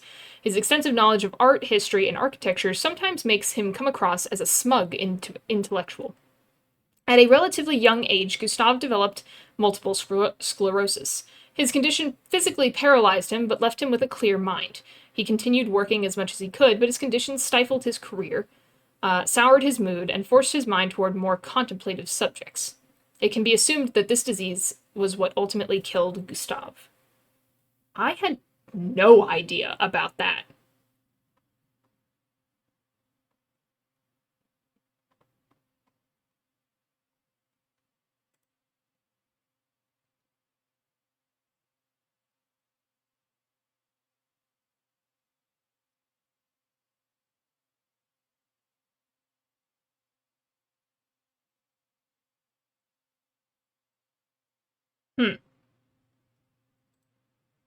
How do you know that? Okay, so that was Gustav. And then Alina, I believe.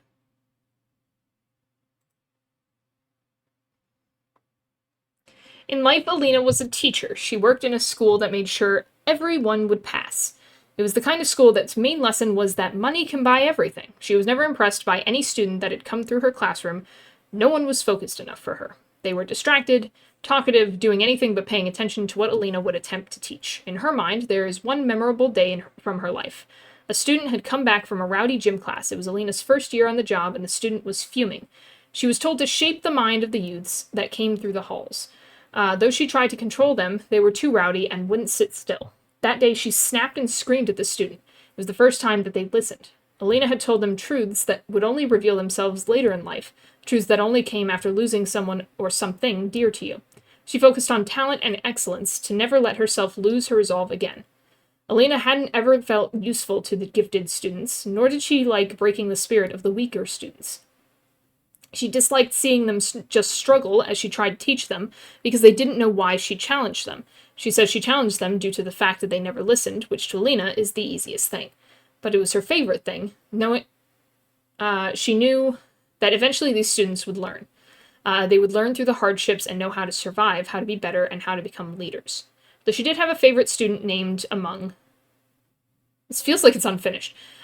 She was determined to get that scholarship... I know it was Celeste, because I remember that. And then she didn't talk about it anymore. She was determined to get that scholarship that Alina would coach her as she saw the potential. However, she did not get the scholarship and was devastated as she said it was a numbers game. Alina was one of Stella's final patients. While the cause of her death is unknown, the diagnosis that led to her palliative care was extremely fatal and progressed rapidly. Interesting.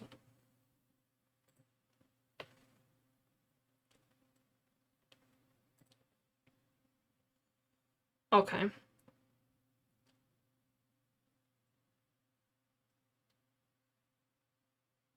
And then it was Daria, I believe.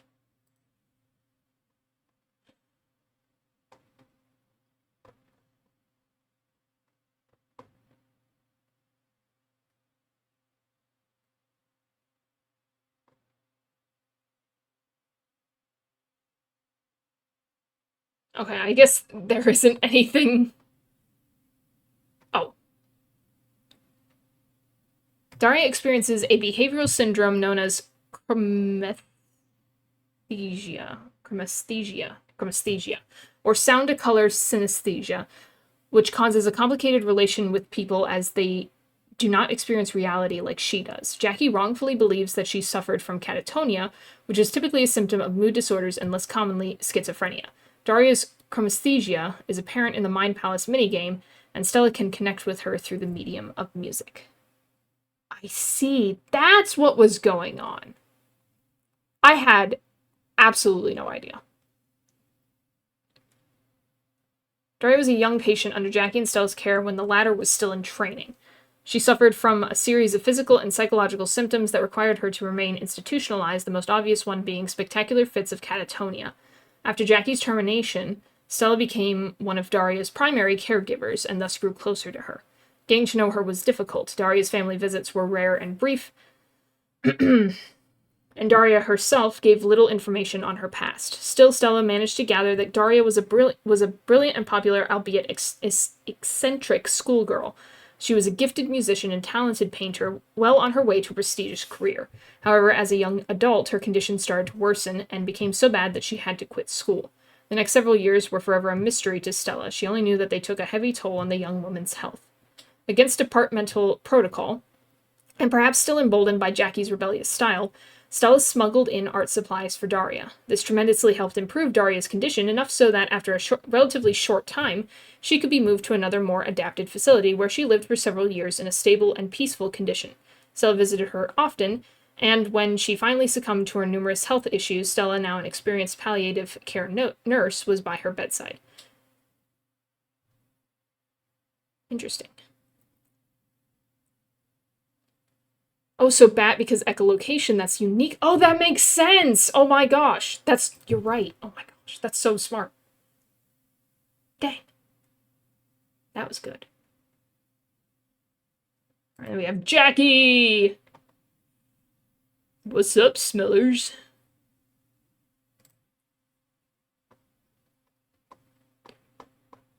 It's weird that they suddenly changed the order of where the life story is. Okay. Okay.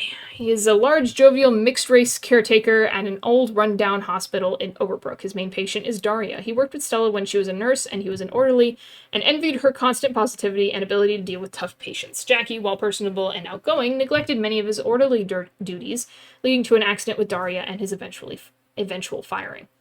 Jackie stands in as a foil to Stella's above and beyond nursing, in which she takes small requests from patients and as the Spiritfarer, and performs them to the best of her abilities, ensuring the comfort and peace of all her patients, regardless if they are rude to her.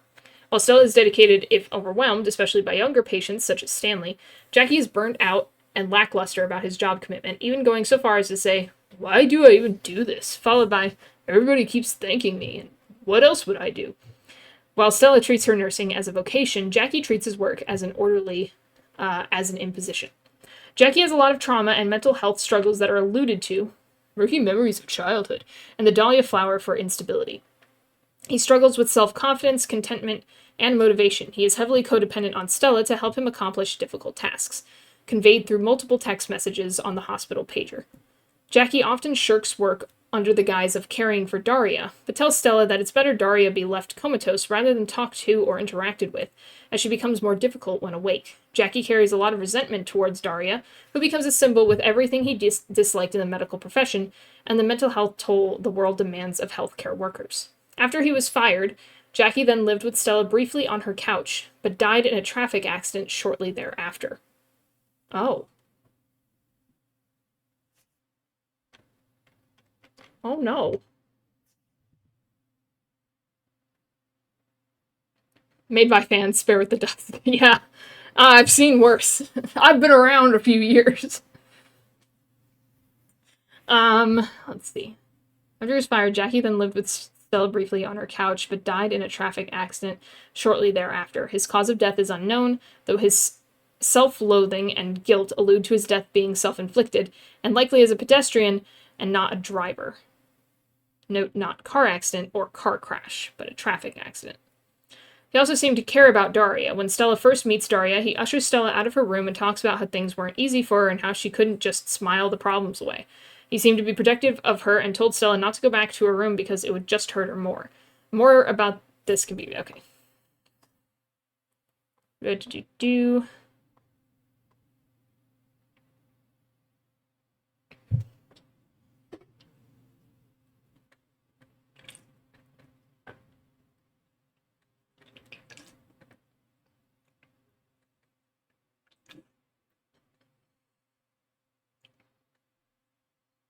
How in the world would Gwen still be on the boat? Unless you killed Uncle somehow. I don't know how you would do that.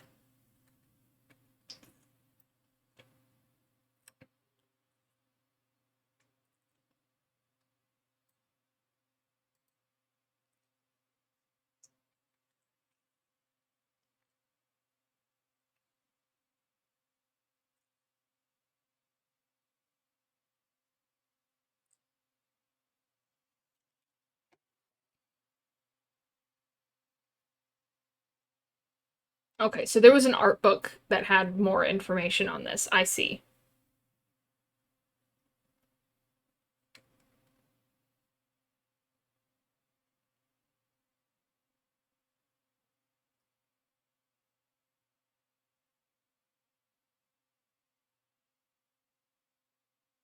Oh, Jackie got wounded. Hmm.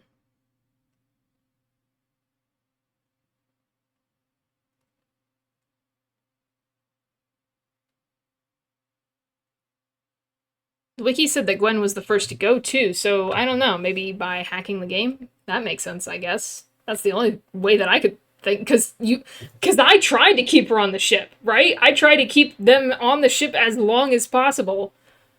and then I kept getting blocked. And, like, Jackie's area is, like, the last place you can unlock. So I don't know how you would do that.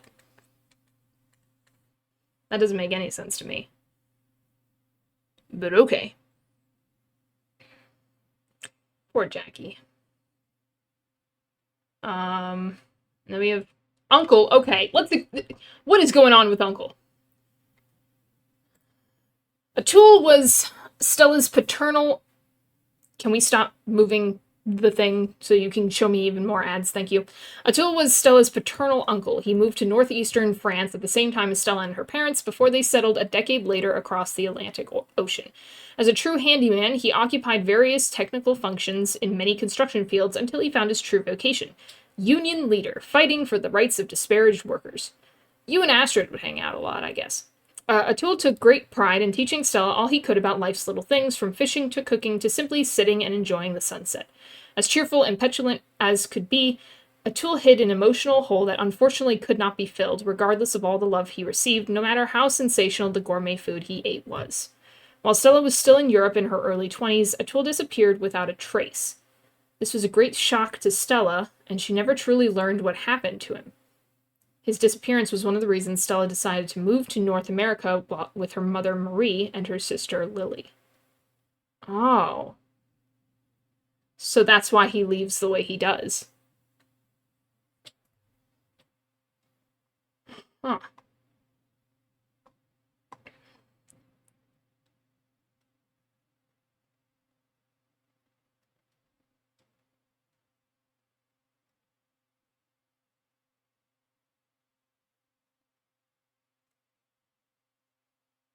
He can never be the last spirit to be released, as his last request requires 3 passengers to attend. That's not true, as we just found out, but Buck can't possibly be... He can't be gone, so if you don't have Buck, then... Interesting. Atul vanished without Stella taking him to the Everdor, which is stupid. I wanted a nice little heart-to-heart with Uncle. It's like half right, you know? Supposedly, you would need 3 passengers to attend, but he's willing to sacrifice and eat more of the food in their memory.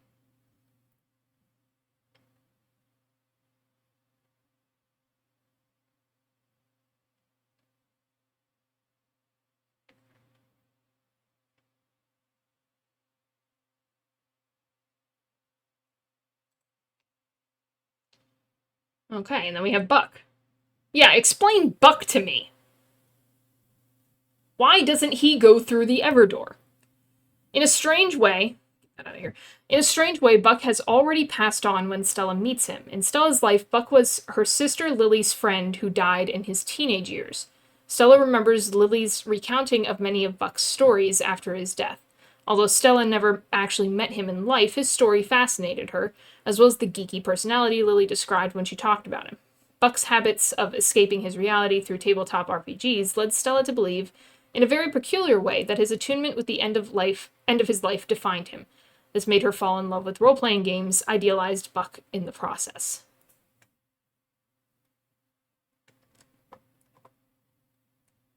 Interesting.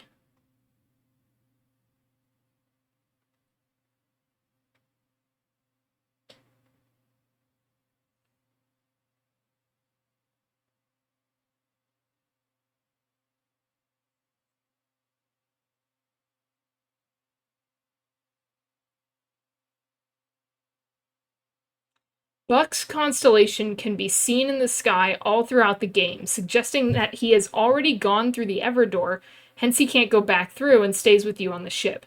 In addition to this, many spirit citizens mention him even before you find him on the lighthouse. Also, the fact that Buck was already under his spirit form when Stella finds him clearly hints at this.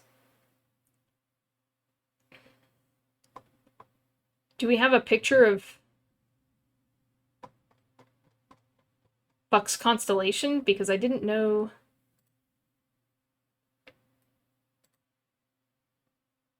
what it looks like.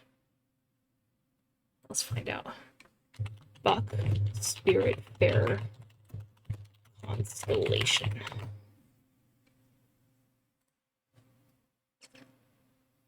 Oh, hey, this is convenient.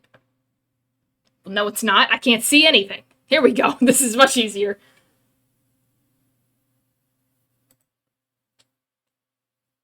That is Buck. You're right, that is Buck. And there's Uncle over there in the corner. We just never could appreciate it. Oh, wait, y'all can't see that. Sorry. Wrong button. Whoops. Yeet. Okay, back over here. That's Buck. That's Giovanni. That's Gwen.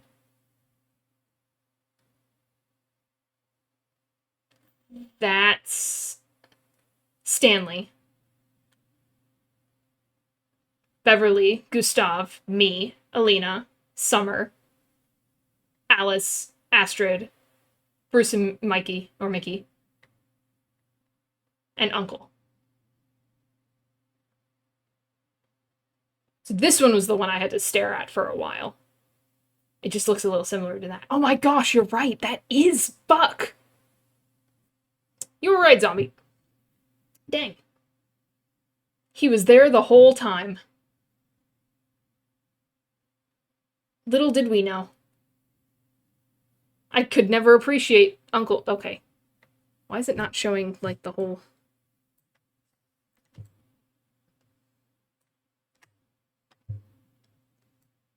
There we go. So you can appreciate the constellation now because we couldn't see it in the game. Because he left at the end. So I guess you would see this, if you had brought Uncle earlier, you would see this when other ones popped up and you would be able to see kind of the constellations. And with the Spiritfarer, you know he's dead, but you'd have to really pay attention to realize that Buck was up there. Dang. Okay. Well, that's interesting. I don't remember how cropped I had it. What?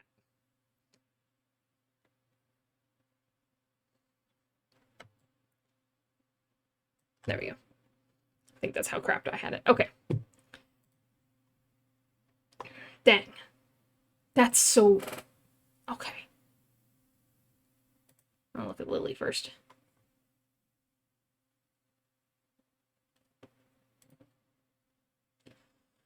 Okay. Lily is Stella's foil, representing the softer sides to excited, compassionate, outgoing Stella. Lily admits she is more reserved and was in awe of her sister's natural charisma. Upon their father contracting a terminal illness, Lily was present through the worst parts of it, watching him suffer while Stella was in Japan on vacation. When Stella returned, she looked at her father as if for a moment she didn't even know him.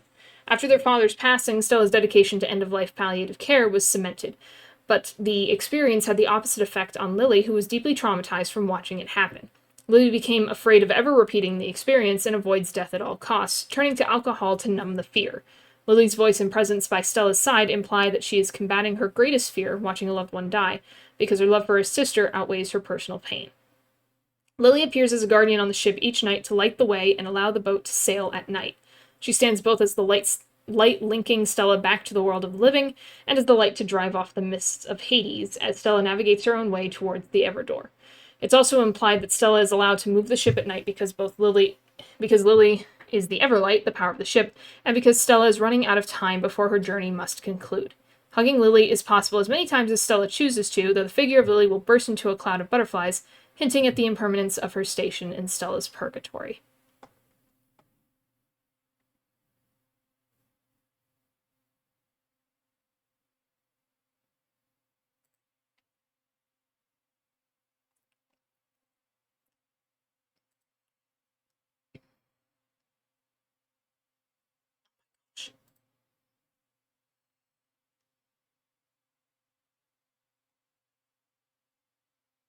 Stella was born in 1974. Where are you getting these numbers?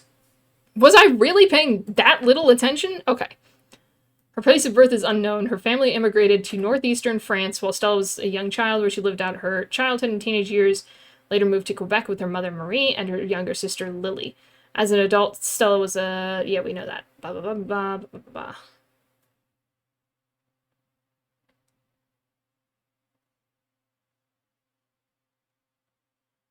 Players catch glimpses of Stella's memories as she reminisces about her family visits to Alsake? I don't know.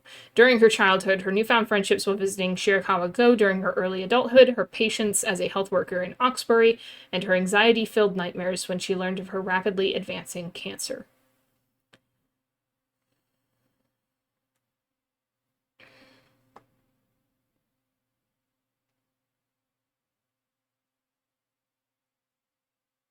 Interesting. The art book, I think, or maybe the creators elaborated elsewhere. Citation needed. Exactly. Source. What's your source? Anyway, I want to learn about Theodore, my guy. Theodore's the first NPC to be designed. That's a fun fact. He's just a little guy. Hello. I never forget a customer.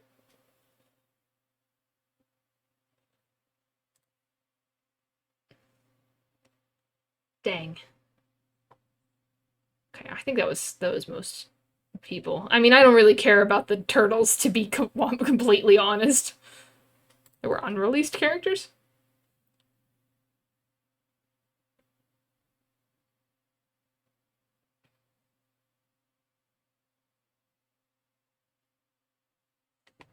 Interesting.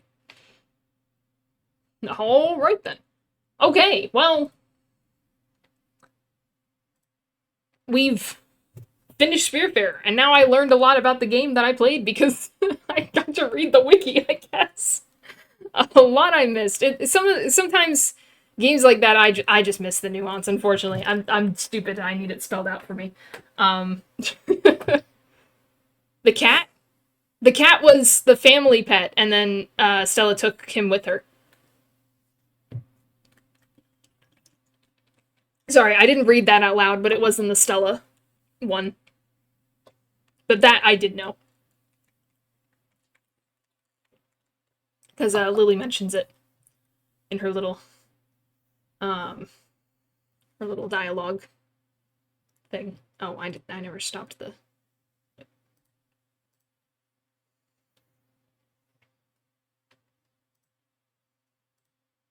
There we go. I didn't stop the game. It's still running. Okay. There we go. Okay. I actually did expect that stream wouldn't be as long as normal, though this is a lot shorter than I thought it was going to be. I thought I had a little bit longer left in the game. Otherwise, I would have just figured it out last time was pretty late, so actually maybe not, but because I wouldn't appreciate it as much. But I figure with the remaining time we have, I'm going to do a little bit of doodling in celebration of finishing all of Spiritfarer. Now that I'm not going to be spoiled for anything. We finished Spiritfarer. And now we're going to be on to the next game, which I don't know what game that's going to be. Let's see, we got a whole bunch of thumbnails that are done. So I guess it's just a matter of choosing which one I want to do. Let's see here. So we've got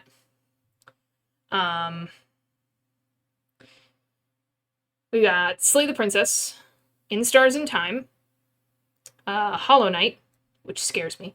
And I did eventually want to start the Zelda series. I've never played Zelda before, but I feel like that's going to be a huge undertaking, and I don't want to be working on Zelda for a very, very long time. You'll be interrupted multiple times. Yippee, doodles! Yes, yes, doodles! So I guess I'll just have to choose which of these that already has a thumbnail made will be next. Which would be exciting. If y'all have a preference, let me know. I don't think I do at this point. I just want to play something. And at some point, what was it called? Little Gator Game. I played Little Gator Game a while back. At least a year ago. No, at least 2 years ago. So it's an old VOD at this point. But I played Little Gator Game a while back during a Random Games stream, and they have a DLC that came out recently, and I just got that since Steam had a nice little sale. So I'll probably be playing that at some point as well, because that was a really fun game, and I'm excited for playing more of it. So that'll happen at some point, but I don't know when. Indifferent, though I'm not too excited about Slay the Princess, not my thing. I see. That's fair. I like lots of random little things. I know it's not always everyone's cup of tea. Alrighty, let me first.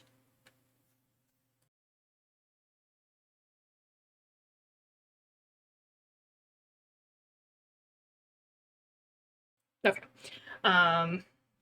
Get my tablet going here, so we can do some doodling with the time I have.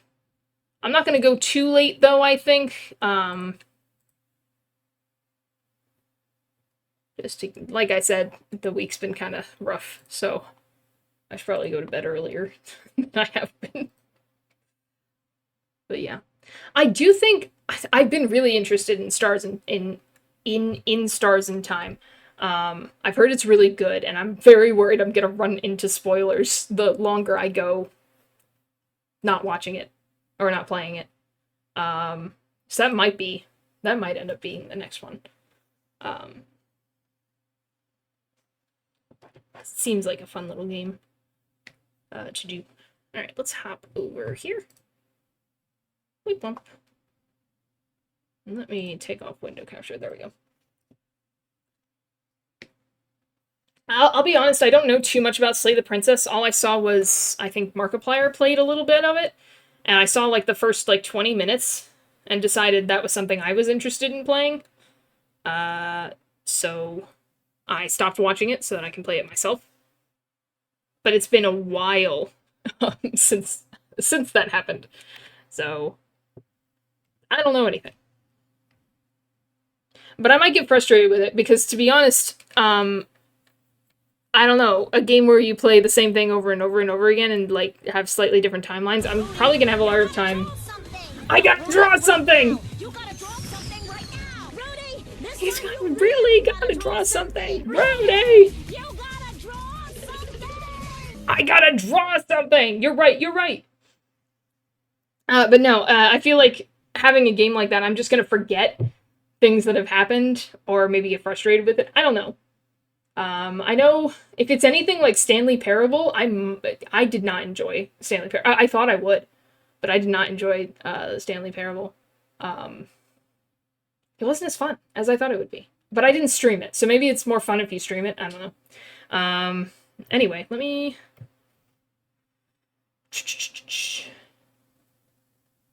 just make a random canvas, I guess.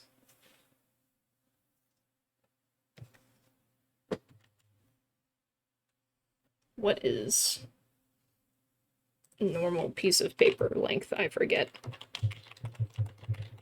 Why do I never remember? Was it 8.5 or something?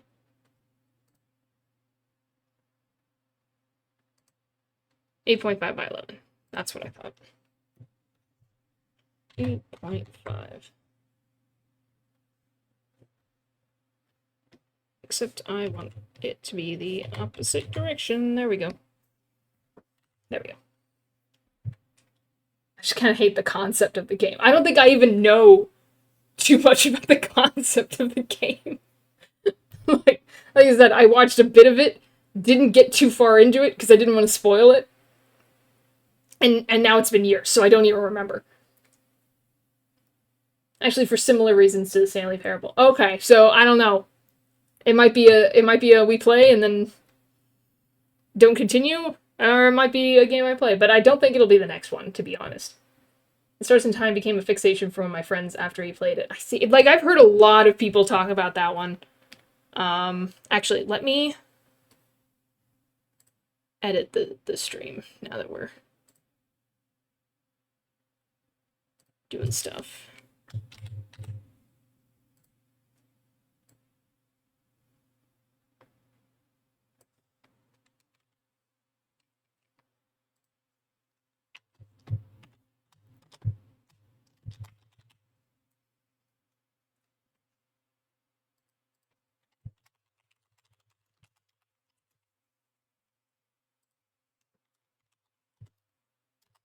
There we go.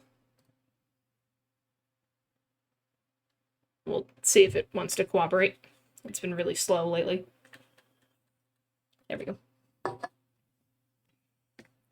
Okay, well, it would be an utter shame to not draw Uncle first. I have wanted to draw Uncle for a very long time, but I was so scared of spoilers, and because I was keeping him on the boat so long, I couldn't do it. I want that little, when he's like, oh, that's my favorite part.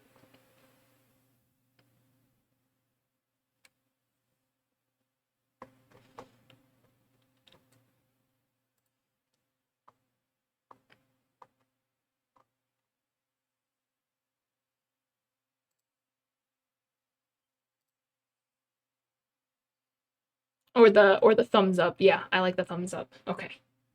Uncle. Delightful uncle.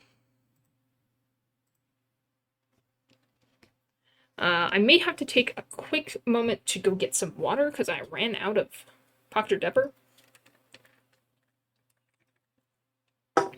Actually, yeah, before I get started, quick break. Just gonna go get some water. But I will be right back.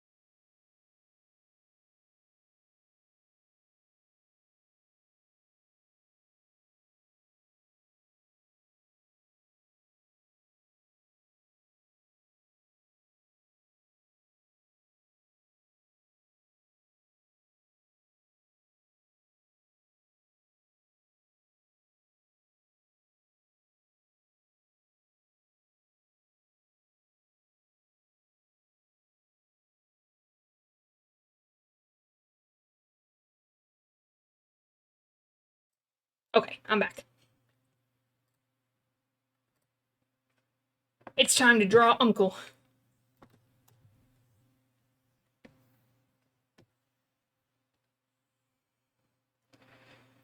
Man, this reference picture is so small. Hold on. There we go.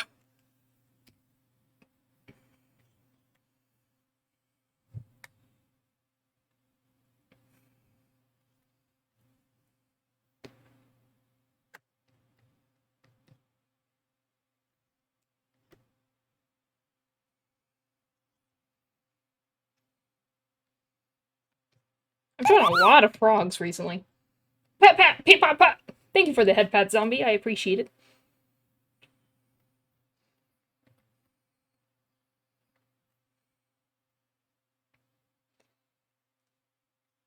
But yeah, what'd you think about Spiritfarer? Was it as good as you thought it would be? Was it okay?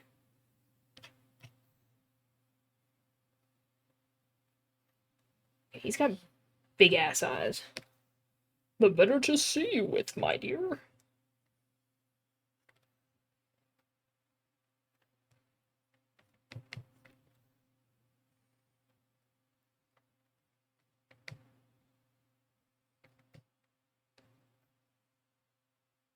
Almost missed our stream required head pats. Oh no. If you ever miss it, I will just wither away. I will just die. Fun fact. I'll just die.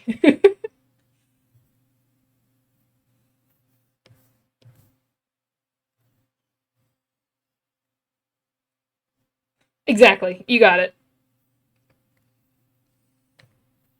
Just bam.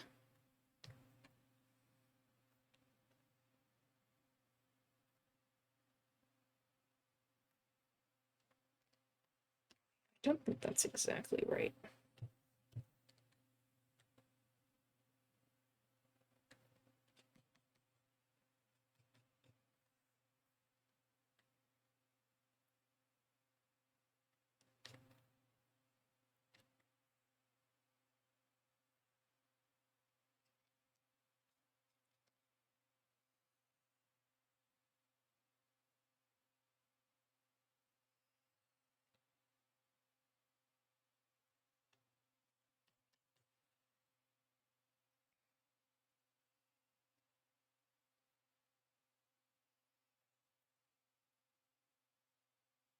Back to space dust for this Snoonigon. I'm off. Never to be seen again.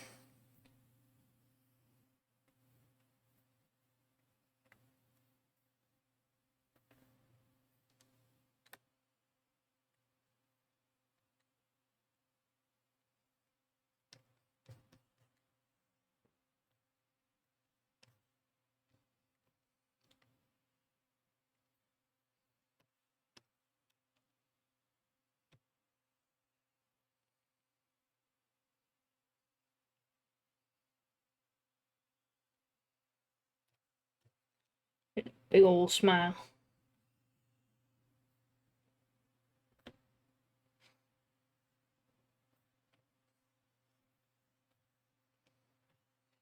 Let's see if I can make that any better.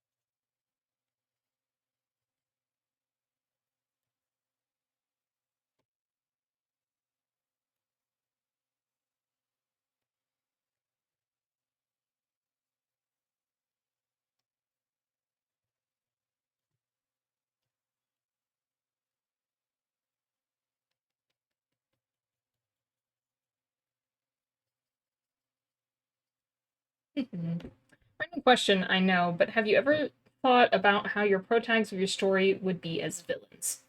Ooh. Um, sometimes, yeah. Let me think. So,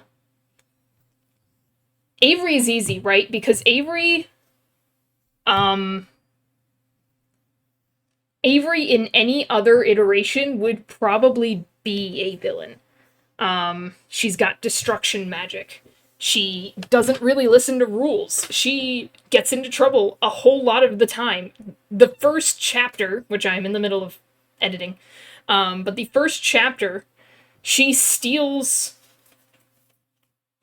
or first chapter, first, at least within the first two or three chapters, uh, she steals an ancient relic. Right? She's, by all accounts, should be villain, and probably is a villain in a lot of characters' eyes. um,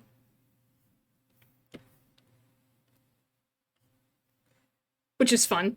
Let's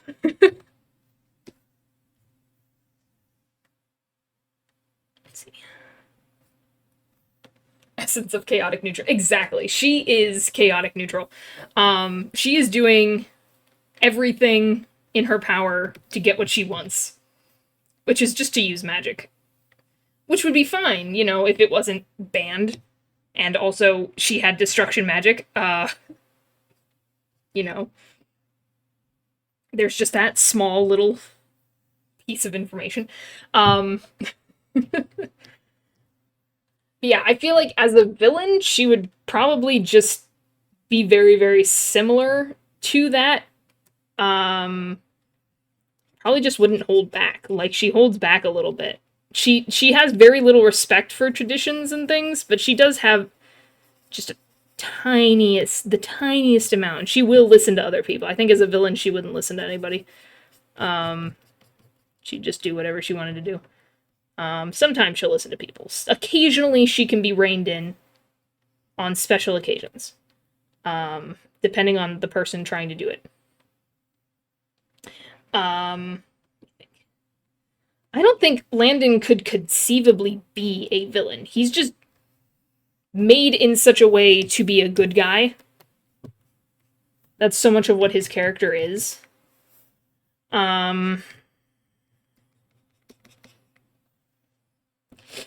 So I'd really have to warp his personality as a villain. But he'd probably ironically be like one of the cruelest villains if I had to do that, because I'd have to completely mess with his entire personality.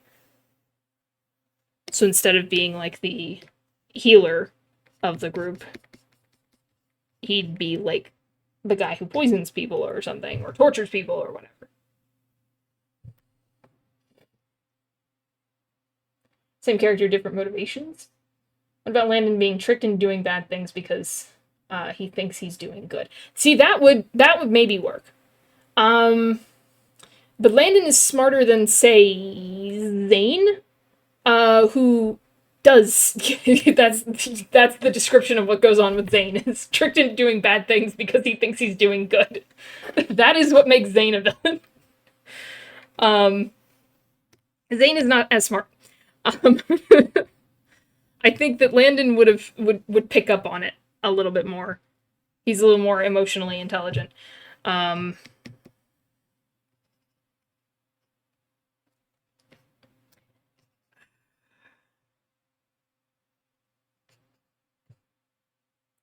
I think for Landon, you'd have to take away everything from him.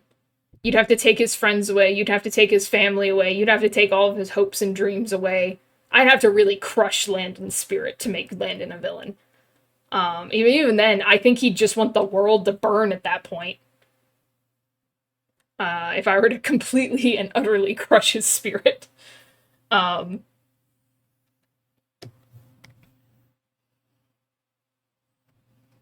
but I don't know how much of that would be Landon at that point.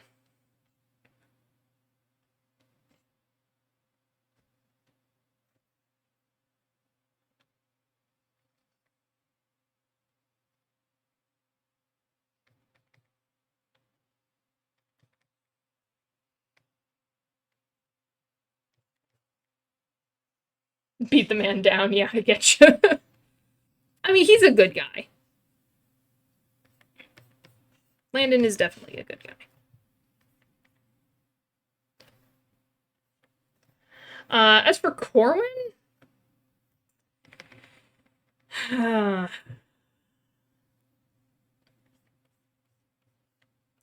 feel like Corwin's similar to Avery. He's a few steps away from being a villain in a way.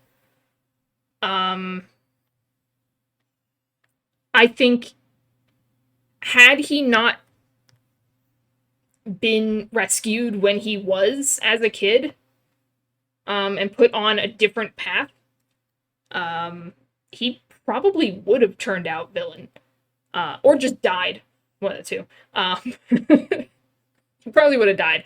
But if he hadn't died, he probably would have been a villain. He would have been very spiteful about it, because he would be a very emotionless person, probably still, but take out all of his emotion that he can't feel. He'd just, like, make everyone suffer, kind of like how he suffered, in a way.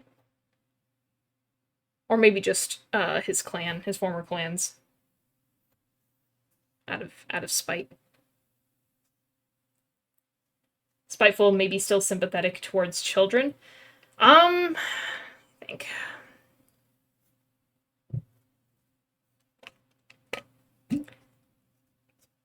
No. No, I can kind of see him being like, it's ingrained in the children too. The whole mindset is ingrained in the children. We gotta start from scratch. I'm gonna have a whole Anakin Skywalker over here.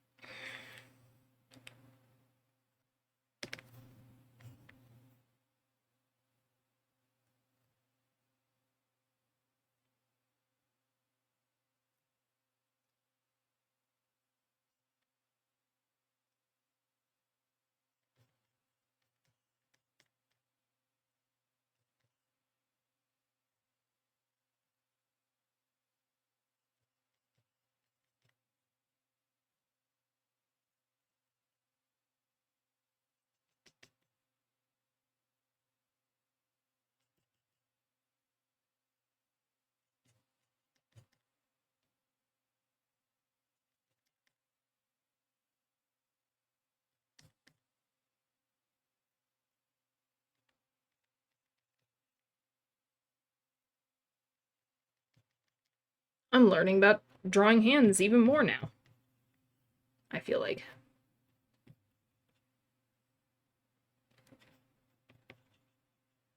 Did I mess up? Okay. Oh yeah, society corrupts the children's minds and makes them evil, selfish beings. Ouch. Yeah. He was, yeah. he'd be very spiteful if he hadn't been picked up when he was. Or this might have been a very different story. Fun fact is that the very original draft, excuse me, bug, hello? That's how you know it's summer. There's bugs on my screen. Very first original draft was in Corwin's point of view.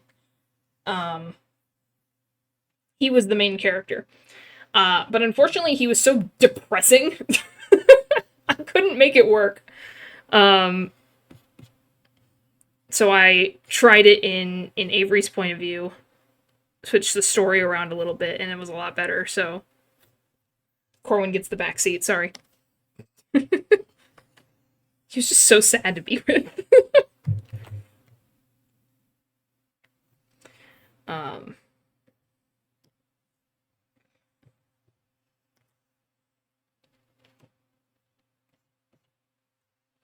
And there's, like, because I'm in third person, I do hop around in quote unquote point of views, in a way. It's kind of like limited, omniscient third person, but you're usually stuck in one person's head, most of the time, and usually the two people you're stuck with are either Zane or Avery. But occasionally you get Landon or Talon or Corwin occasionally. And I'll tell you, Corwin's chapter was not easy to write because I was having the exact same problem.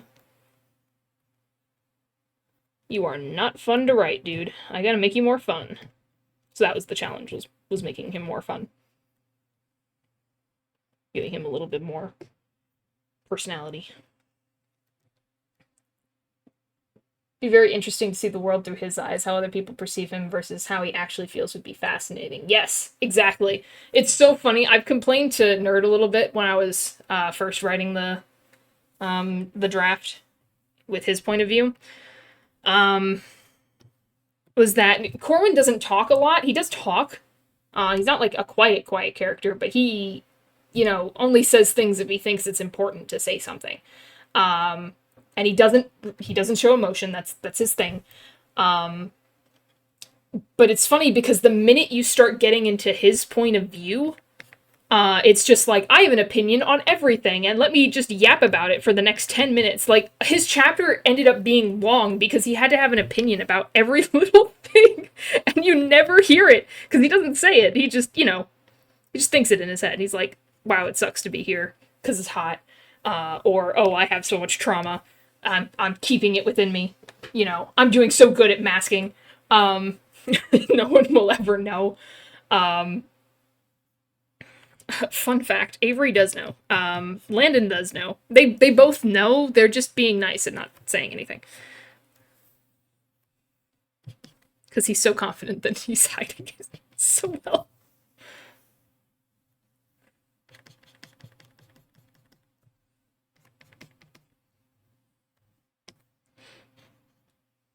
I get that, yeah. It's just like, oh wow, suddenly you have so much to say. Dang. Alright, man.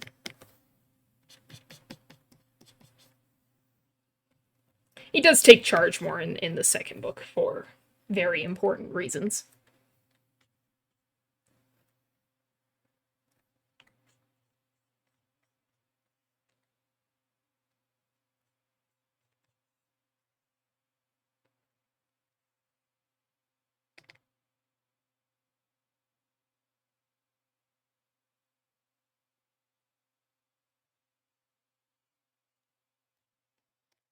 I think this should be all moved up a little.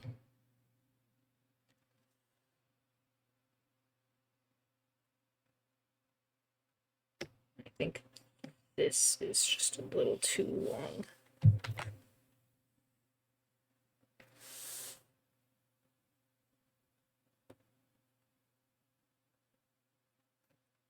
Maybe I didn't make the fingers long enough?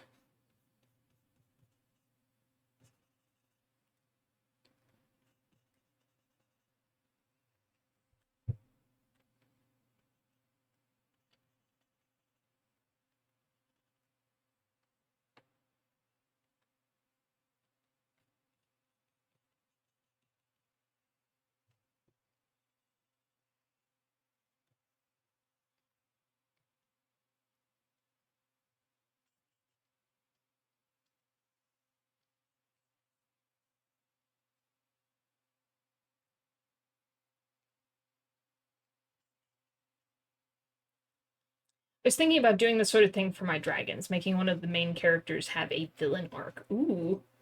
Not sure exactly how I want to do it, but it's really fun to spin in my head. A villain arc would be fun. I have a lot of redemption arcs going on, but I don't think I have a villain arc. No one's turning evil. At least not in this story. At least not now.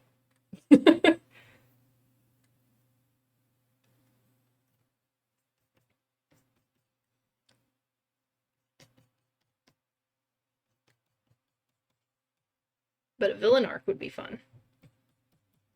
Especially one where you can get them to, like, get the reader to be like, yeah, you're totally valid for feeling that way. Like, I'd be pissed off too. Yeah, you're right. Be a villain. Nothing makes me angrier than reading, like, a villain arc where they're just like, no, you're falling for something stupid. Why are you falling for something stupid? But a genuinely good villain arc, I think, would be one that's just like, yeah, you're right, man. You have every right to be mad.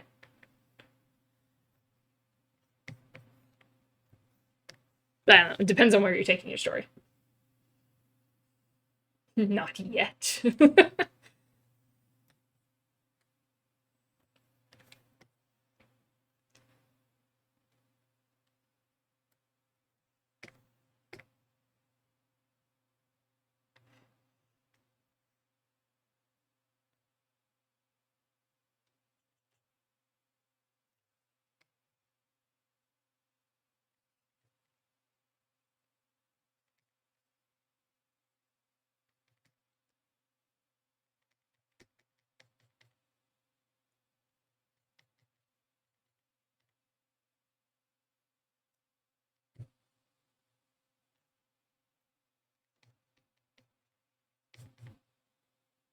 It's a fun way of doing it.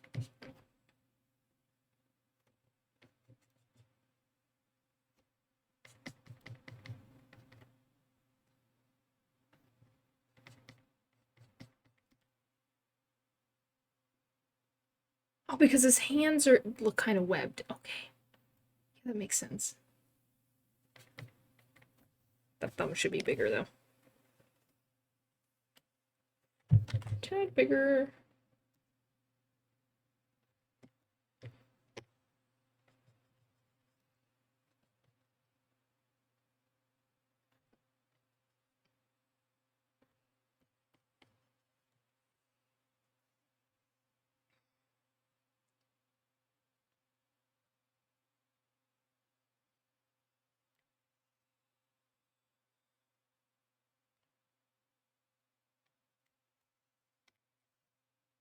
Ironically, these are not far enough out.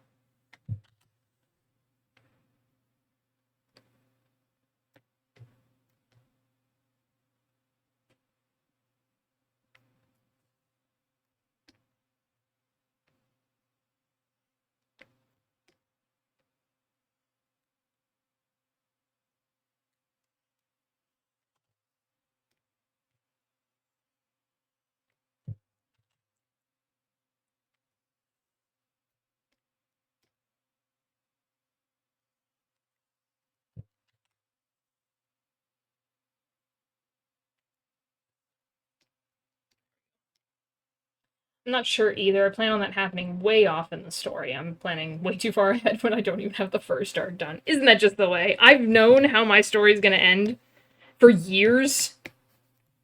I'm so scared I'm gonna like forget because I've had it in my head so long.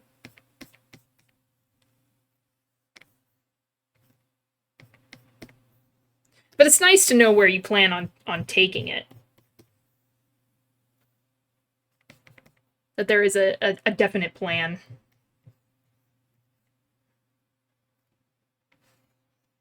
You don't have to worry about that part at least.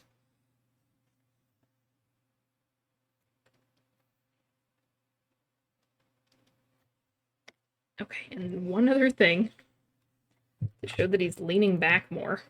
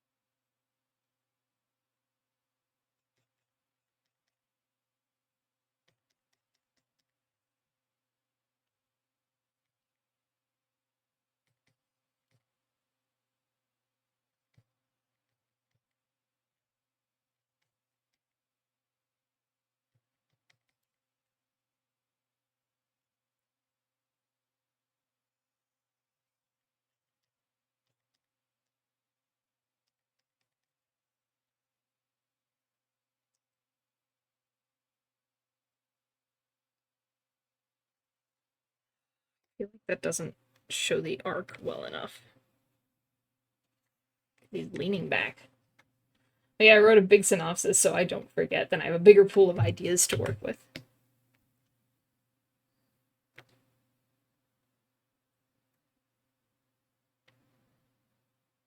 I've got everything because I've been working on it so long, everything is like all over the place. And every time I try to organize it, I feel like it gets even more confusing. Because I've got like written out pieces of paper from like before I graduated high school. Um, I've got notes on Google. I've got notes in Obsidian. I've got notes on scraps of paper. I've got all sorts of things.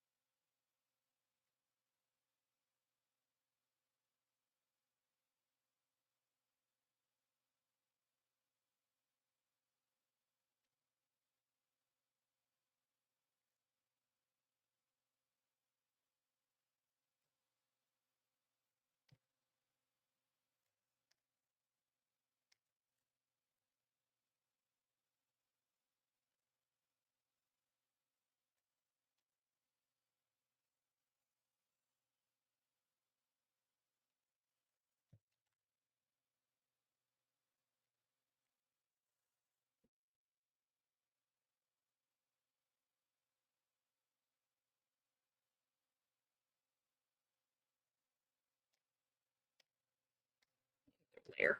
Hang on.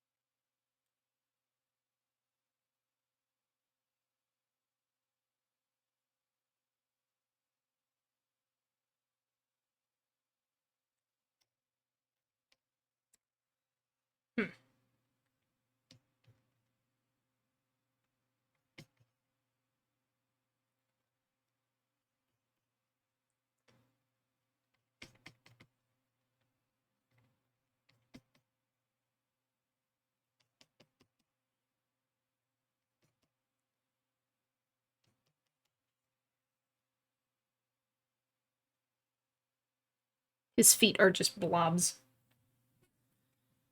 Could I run something by you? It's about how I plan on doing my story for the dragons. Oh, absolutely. Run it by me.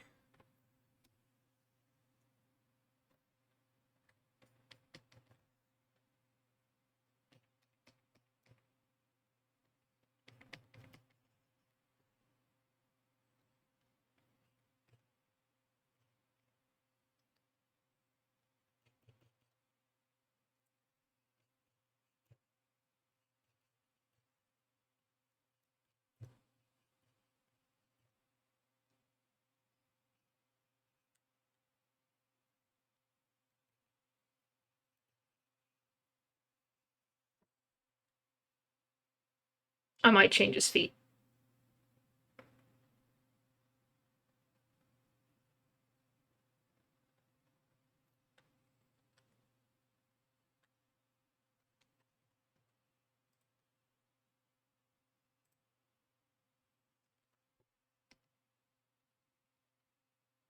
Okay, I got a different reference. Maybe that'll work better.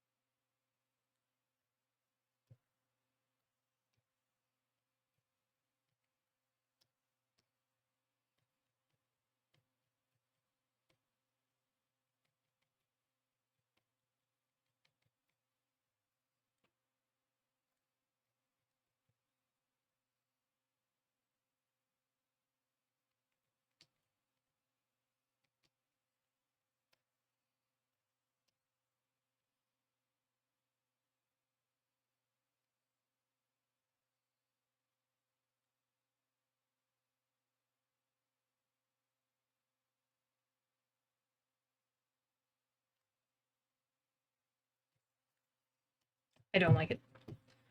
I don't like it at all.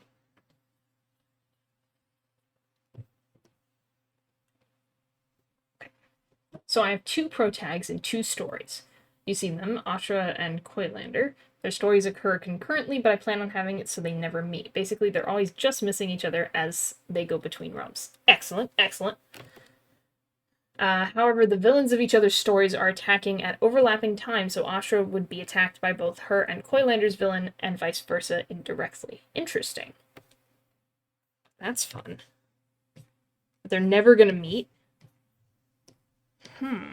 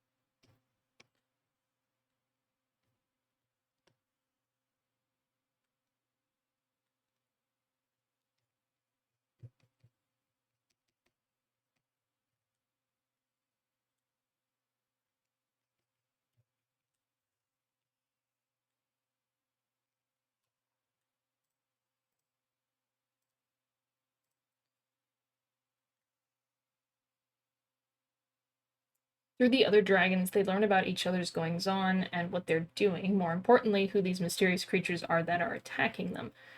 I don't know if that's a good idea or not, but it's a fun idea because honestly, I don't think they would get along if they were to meet. Excellent. I like it. I think that's a great idea. I think that's a great idea. Whoops. Is this going to be like a game or like a story that you're writing? Or like what's the planned format?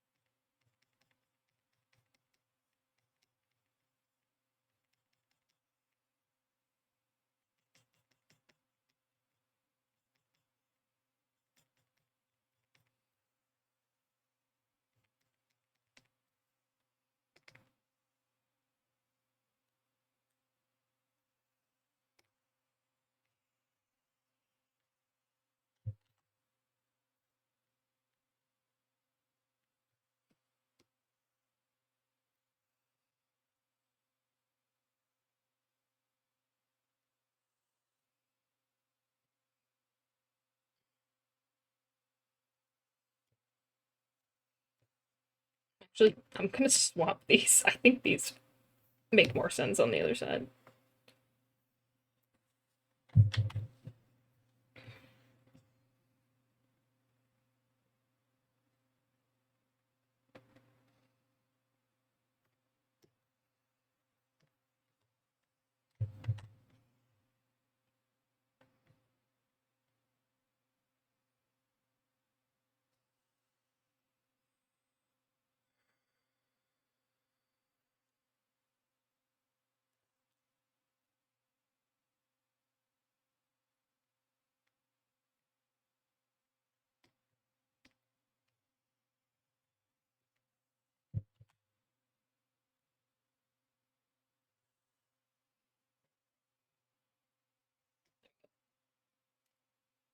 Yes, my plan was that Koilander's story would be told through games and Ashra's would be told through writing. Oh.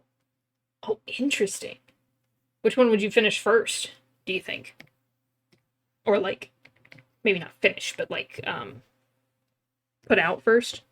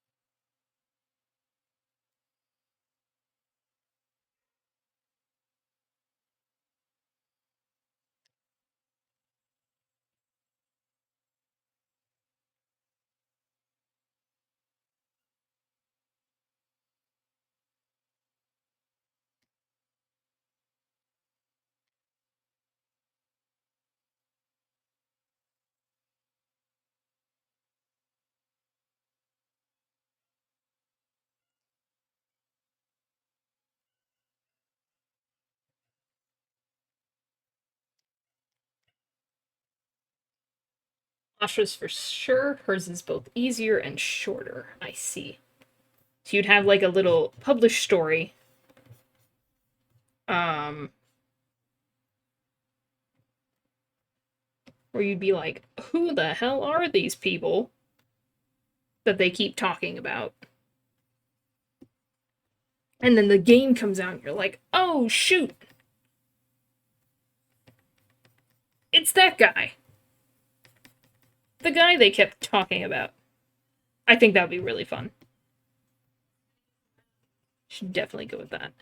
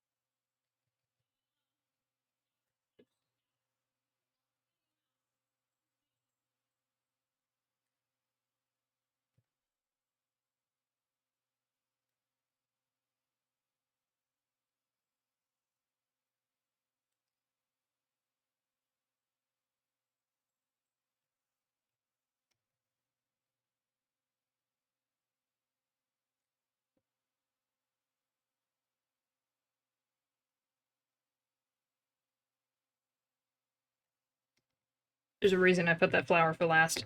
I didn't feel confident about it.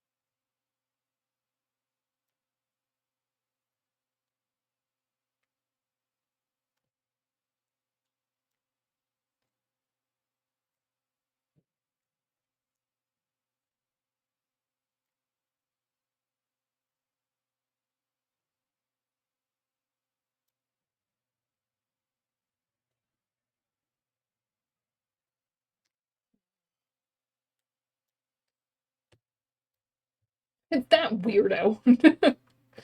I'm actually super curious how people feel about Koylander, hearing about him through other characters first. The other dragons won't have a lot of nice things to say about him. I think that'll make it funnier, though. being in someone else's point of view the whole time, being like, man, this guy kind of sucks. And then you get into his point of view and you're like, it's this guy. This fucker.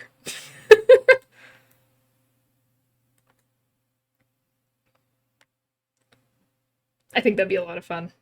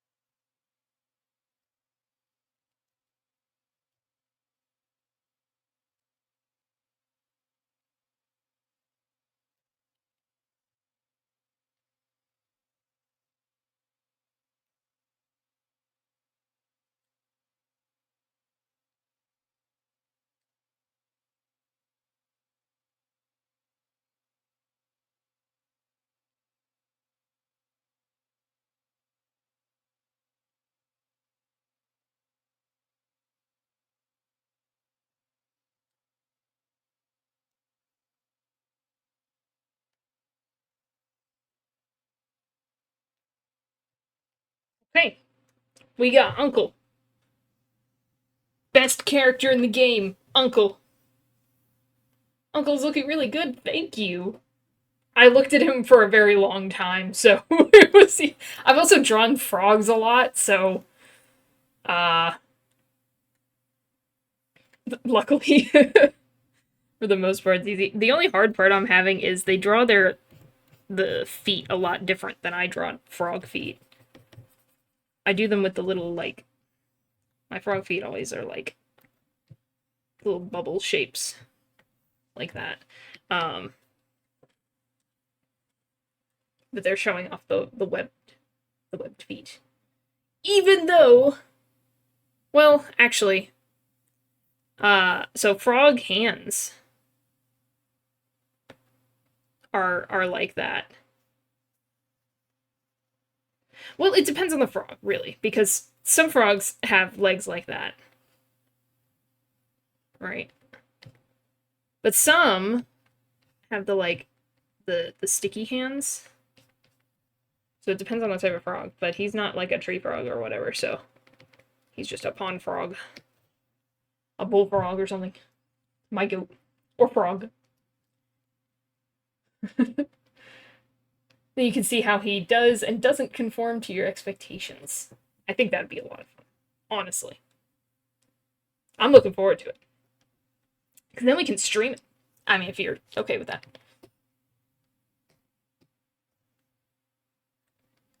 Did I put this in the right place? It feels like it's too high up. It kind of looks like the one I just did for Kingdom Hearts, which is kind of funny. Now we're gonna save this as Uncle.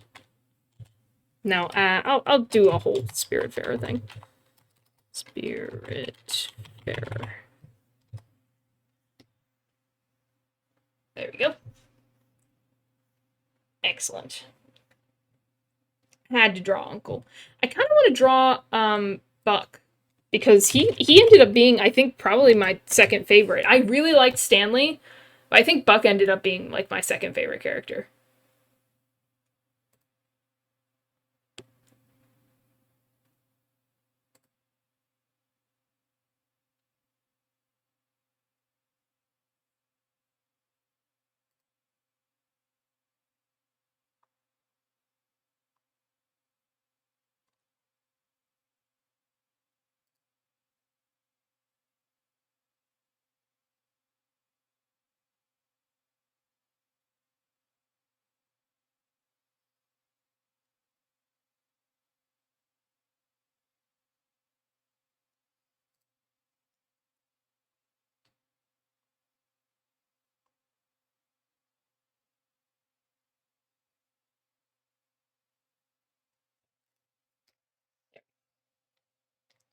Just trying to find a good reference. Just label that Uncle.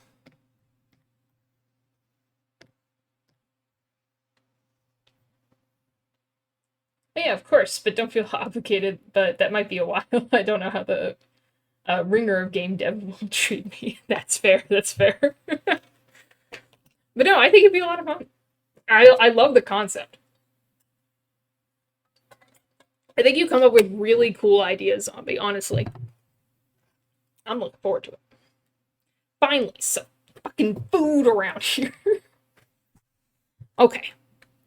Try to do a quick buck. We'll see how that goes. I have not drawn whatever he's supposed to be. What is he supposed to be? A wyvern? A whatever he wants to be, I guess? It's his OG character.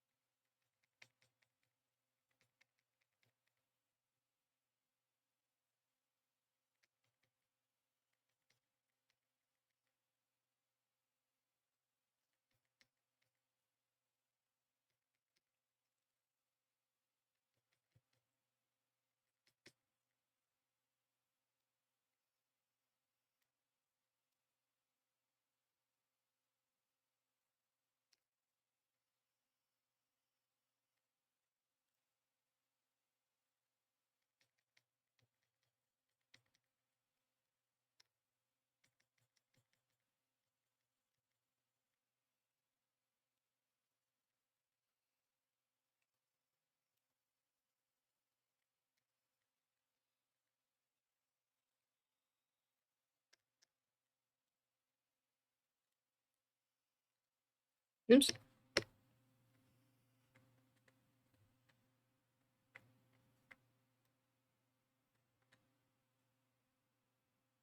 My problem is my reference is very small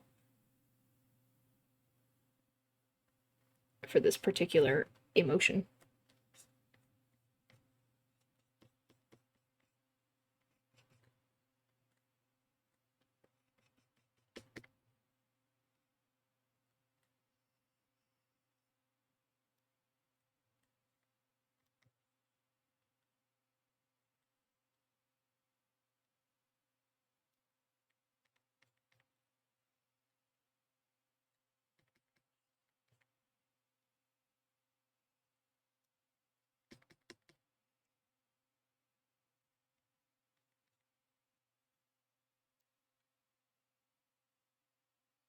Trying to make a quick buck around here.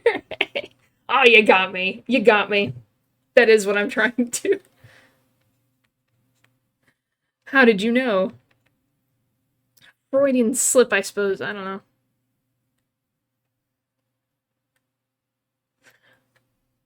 But thank you, I appreciate that, Scribbles. I really like your characters and world too. It's so fascinating, full of lore and unique. Oh, thank you. That's so nice.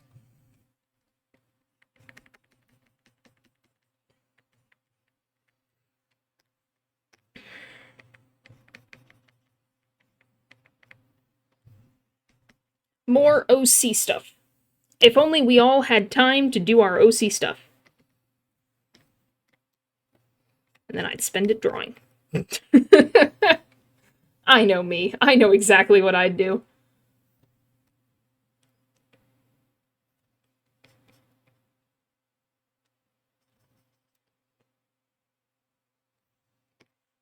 I don't think the eye is in the right place. There we go.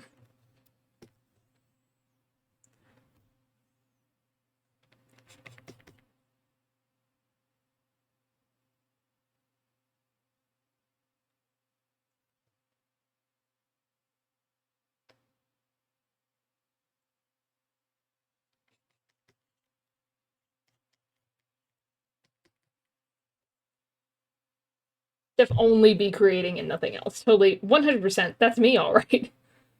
Uh-huh. I totally wouldn't be just slacking off and doing whatever I wanted to. Sleeping. I don't know. If I wasn't so tired all the time, maybe I wouldn't be sleeping all the time. You never know.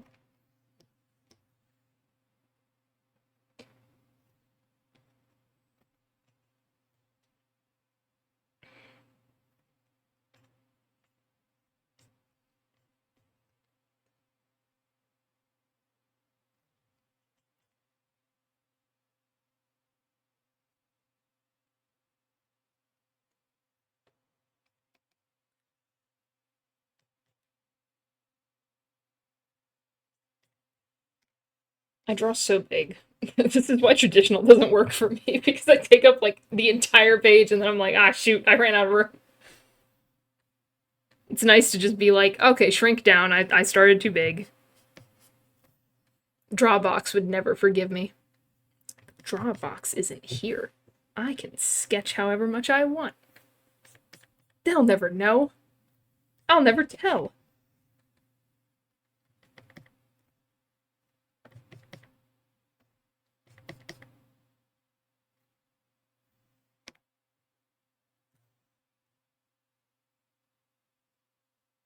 It's not quite right.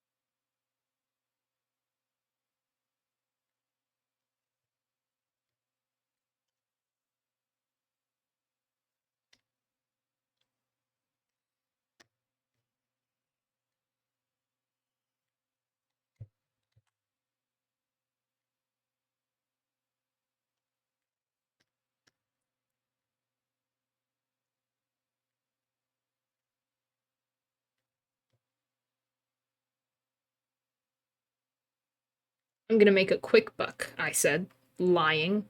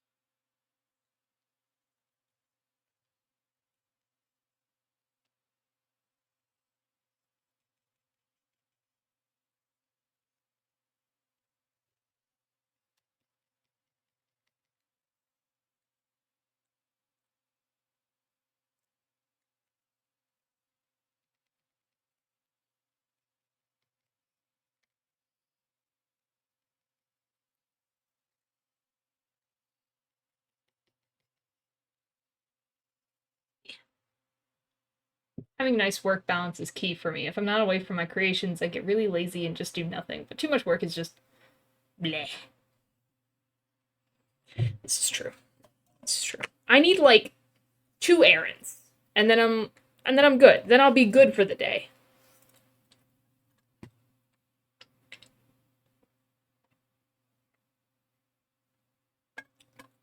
And then the rest of my day can be filled with creating.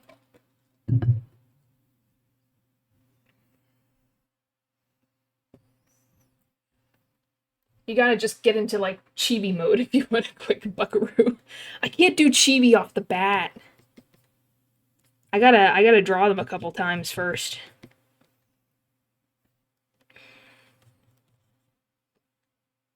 I don't know how other people do it.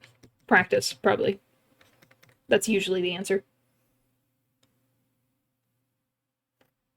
He's got his head tilted. Really, I love the way his head is tilted in this reference picture, but I cannot make it work. I'm not gonna fight it.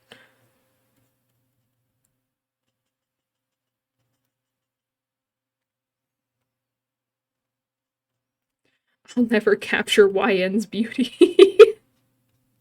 YN!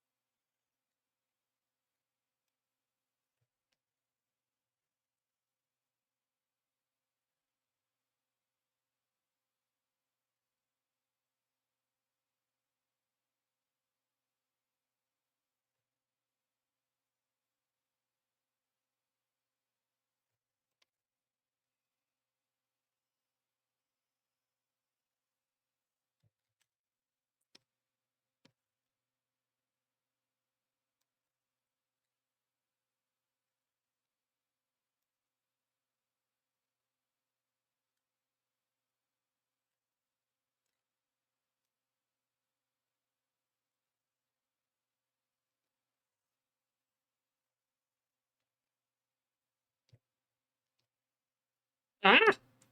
Don't do that. Jeez.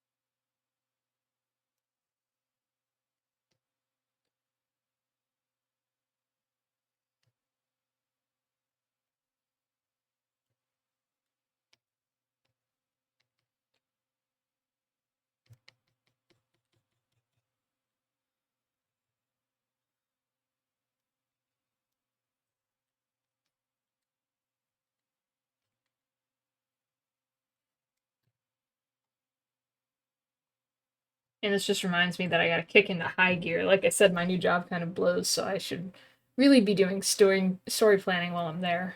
Guess that's what I'll start doing. Not like I'm doing anything else. Ah, man. I'm sorry it sucks. Zombie, I know you were really hoping you were hopeful for it.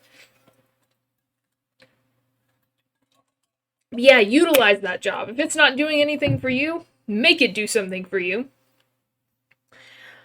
And then you get some brainstorming time. Honestly, that's what I've been doing. At any time when it's like even remotely slow, which sometimes it is and a lot of times it's not, but if it happens to be slow at any given point, I'm like brainstorming what to write. And honestly, I find that that's the easiest time to write. Okay, I need a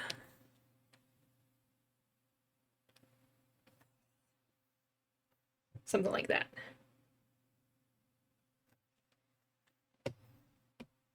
So I actually want his whole thing to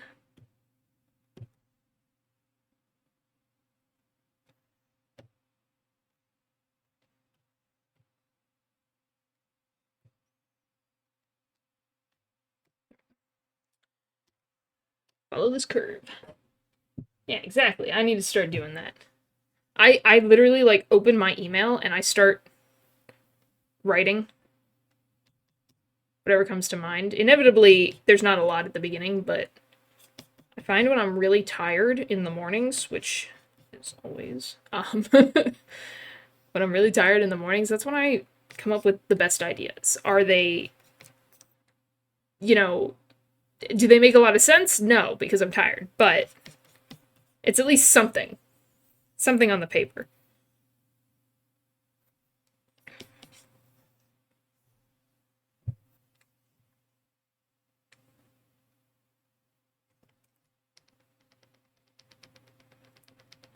I don't like how that looks.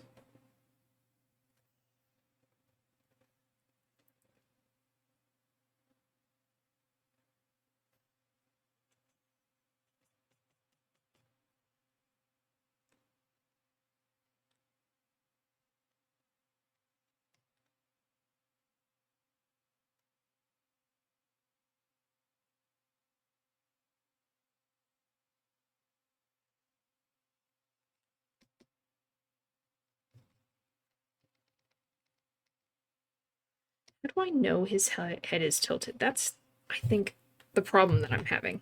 How do I know this?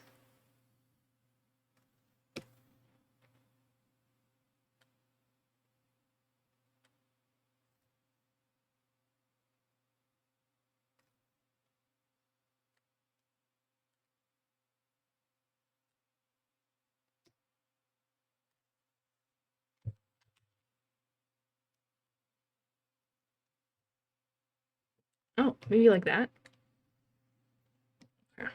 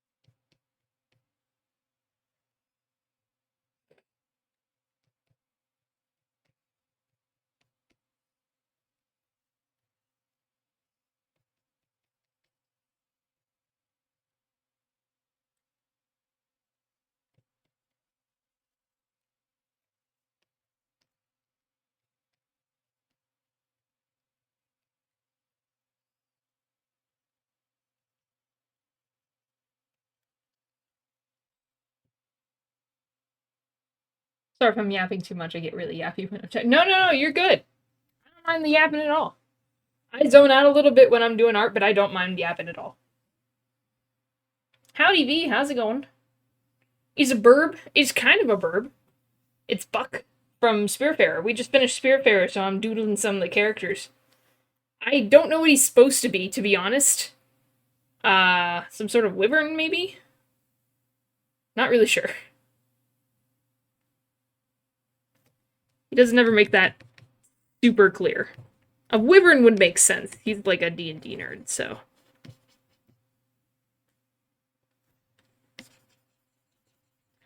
Feel like wyvern does make sense.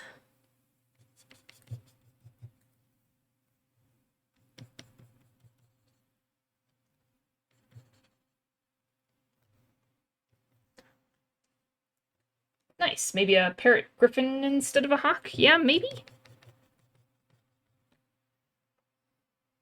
So he's got the wings for arms, and the tail, and the 2 legs, and then the parrot-like mouth, which is different. I think a lot of people just draw him as a creature, which he really is. Truly is a creature.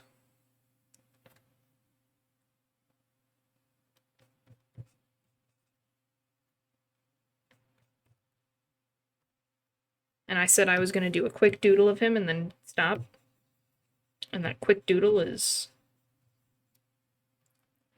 already taken 30 minutes. See how good I am at quick doodles? Really bad at it.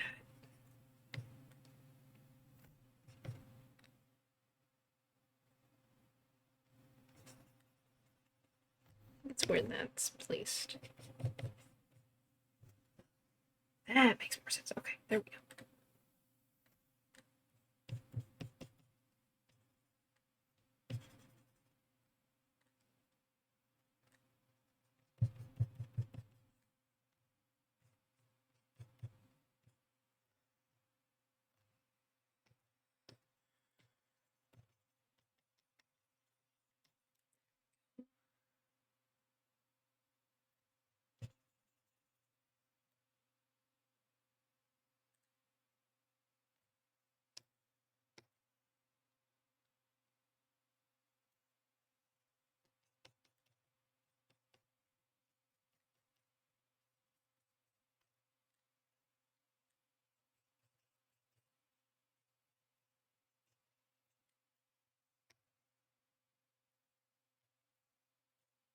Oh gosh.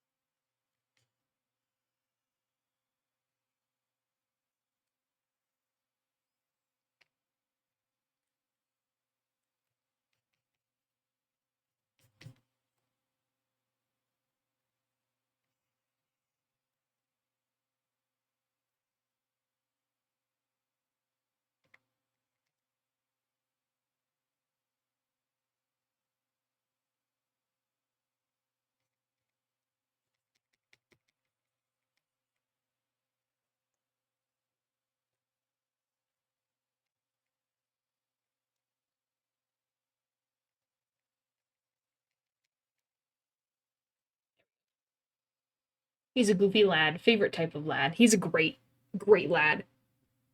He became my second favorite character. This was my first favorite character, or my absolute favorite character, Uncle, a tool. But second favorite character, 1000% is Buck. And third would be Stanley. Sorry, Stanley. You were replaced. For some reason, to me, he gives the same vibes as Dog from Half-Life 2. I don't know that character. But I can look him up. Half Life Dog. That is a robot. I've been tricked. I've been tricked. It's not a dog at all.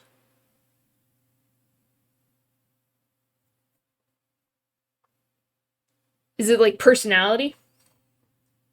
You had me thinking I was looking at a dog. I'm so sad now. I wanted to look at a dog.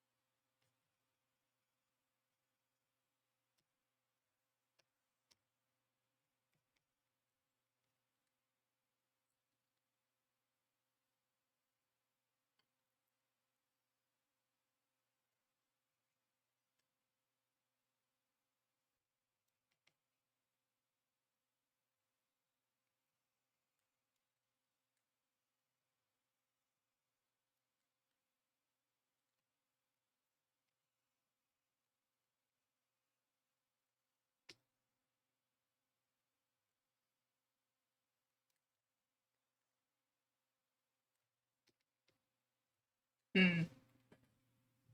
It's a robot named Dog. He acts like a mix of a dog and a golem. He is big strong. I see. He likes to take rides on the back of your buggy on some missions. Oh, nice.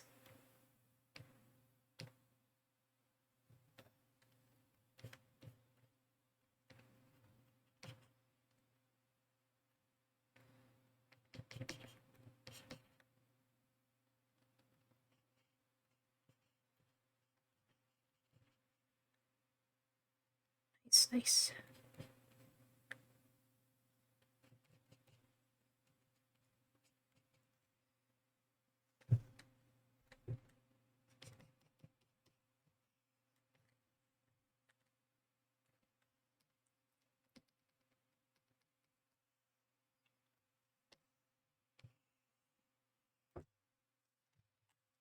This should be kind of back here.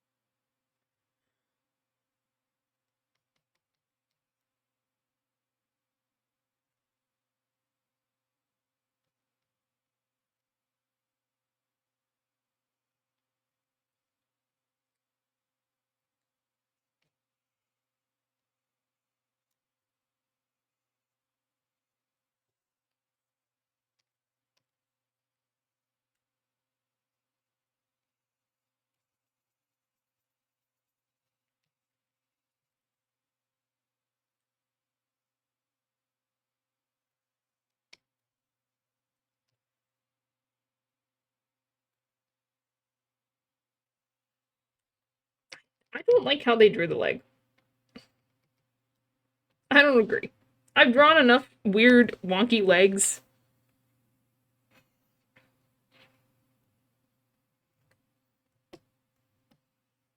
I don't like it. I'm gonna draw it my way.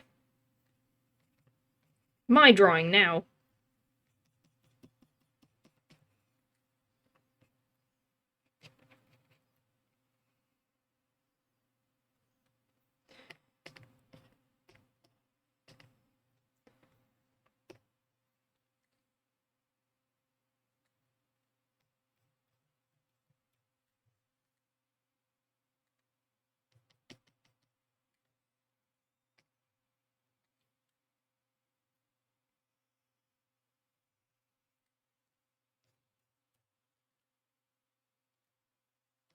I'm having so much trouble with this shape.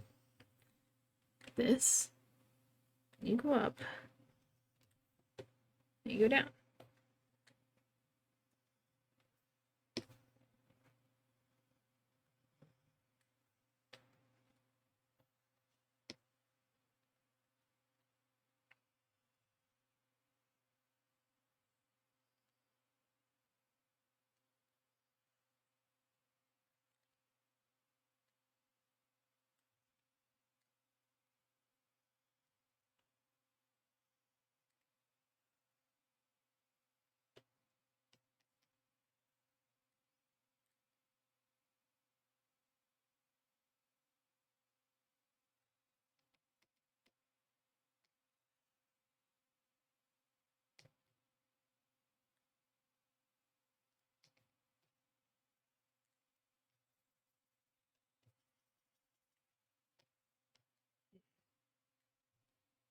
Question.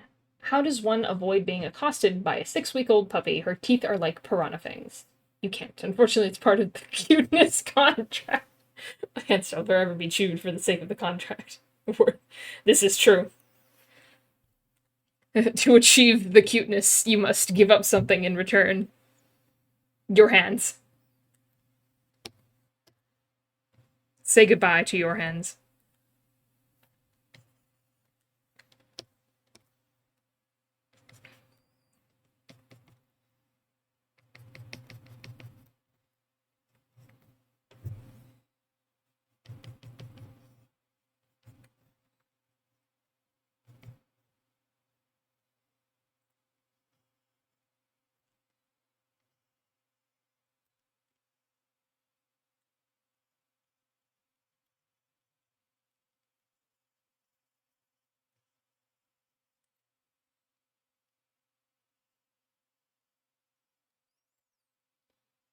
It's just so different from how I draw things.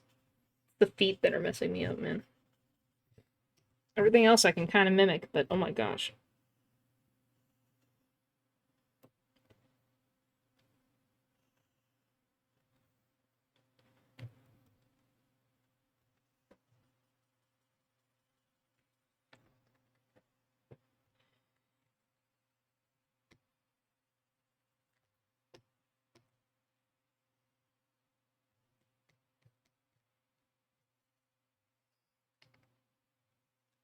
And beard. She likes to eat beards. That might just be your puppy. That might be an original experience. I don't know.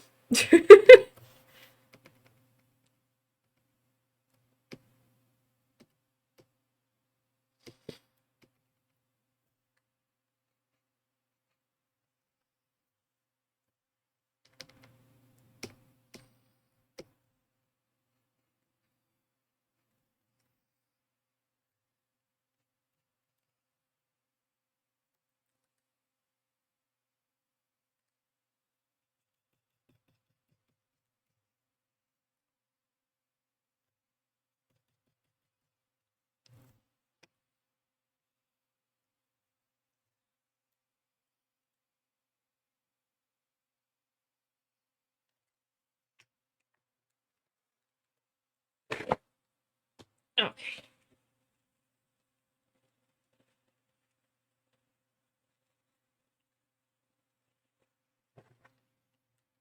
oops. Oh my gosh.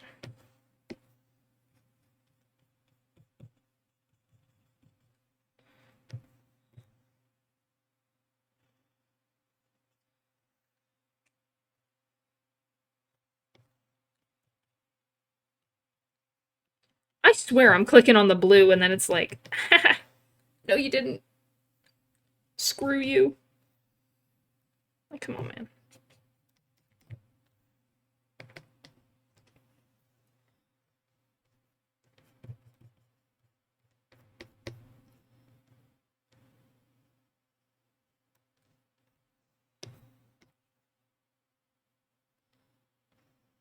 There are too many lines happening over here. We need to fix this.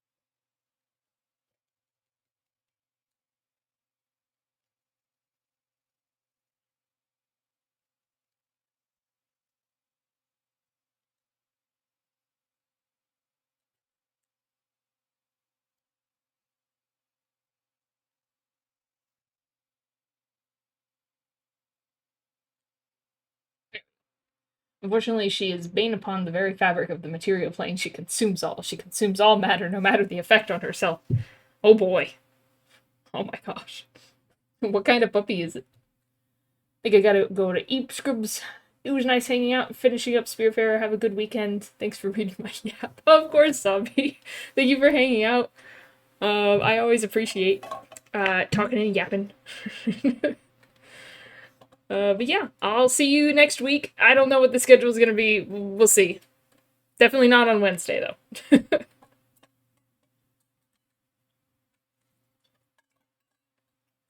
But yeah, I'll see you later.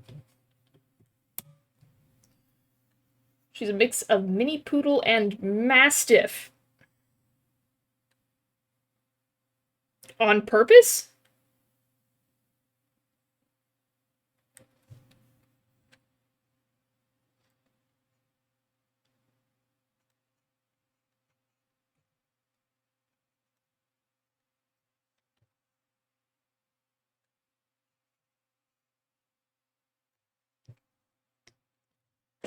No, not on purpose.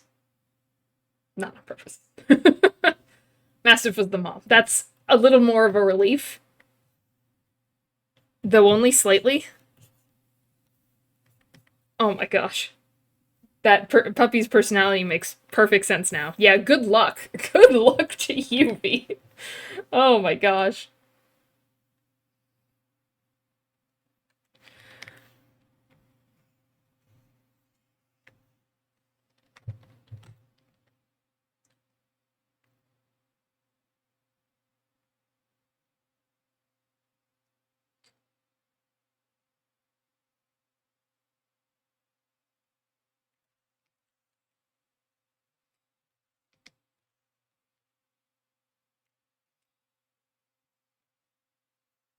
Okay, this does need to be made bigger.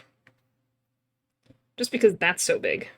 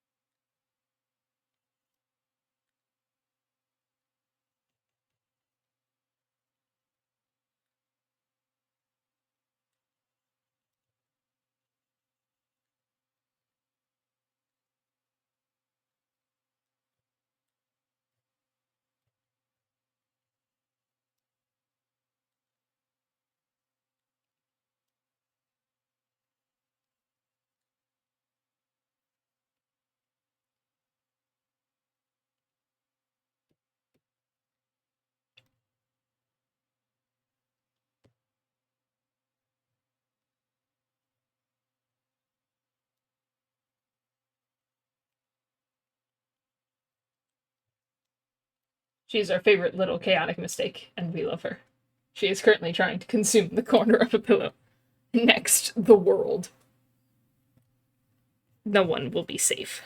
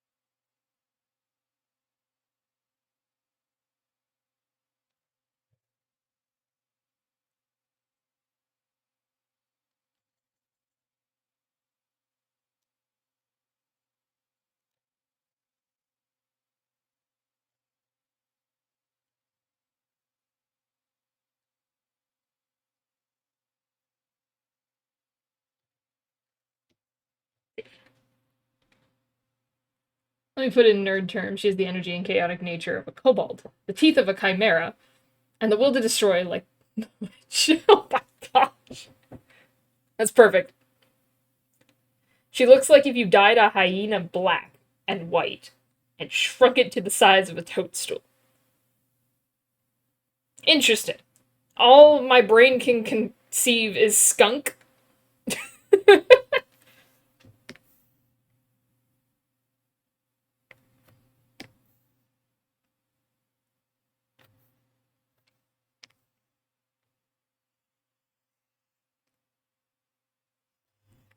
Oh boy, just kobold is a lot.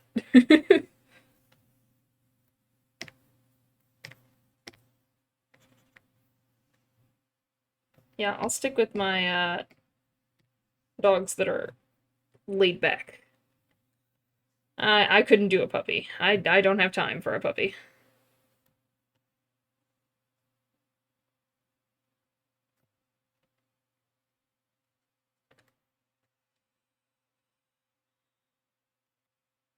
All right, there he is in all his glory.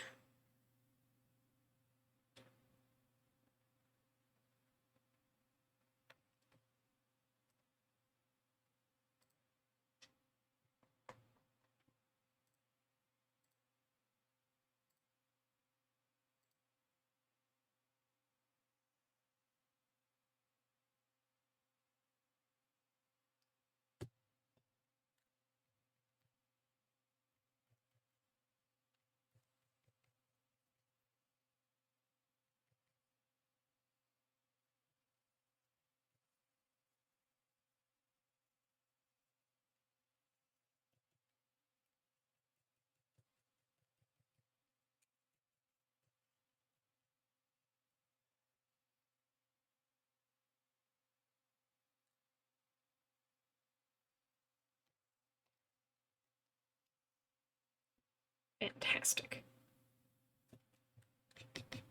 I say, adding a little bit more every time.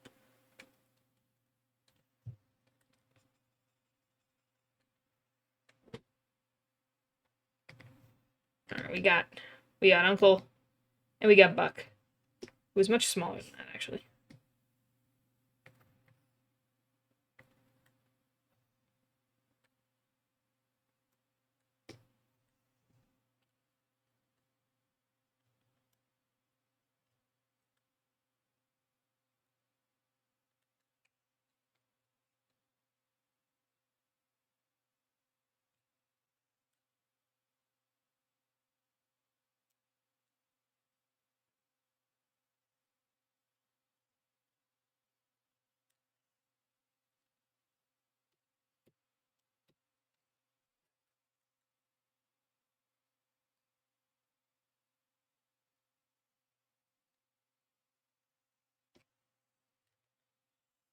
One other thing. I say, lying.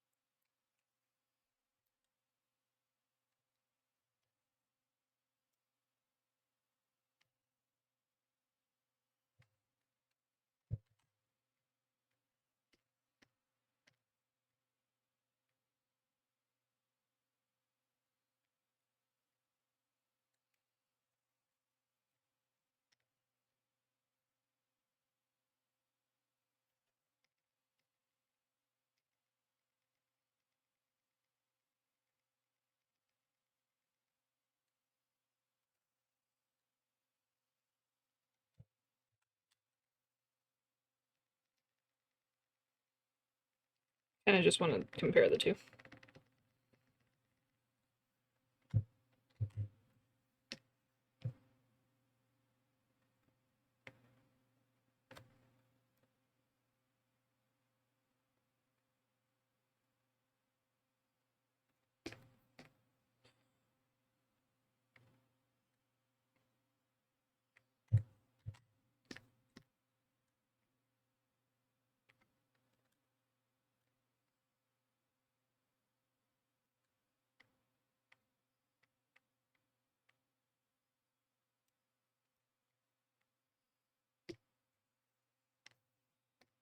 Make this red.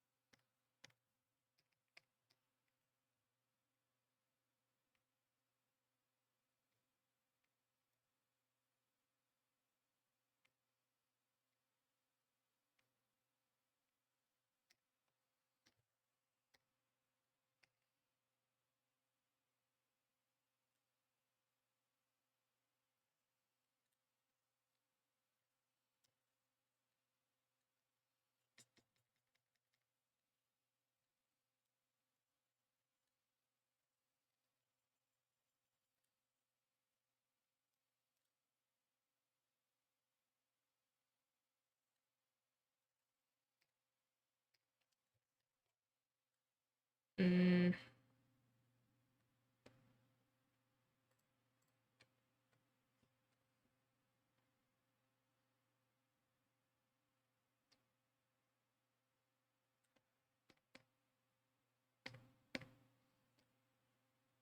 You think this is more correct?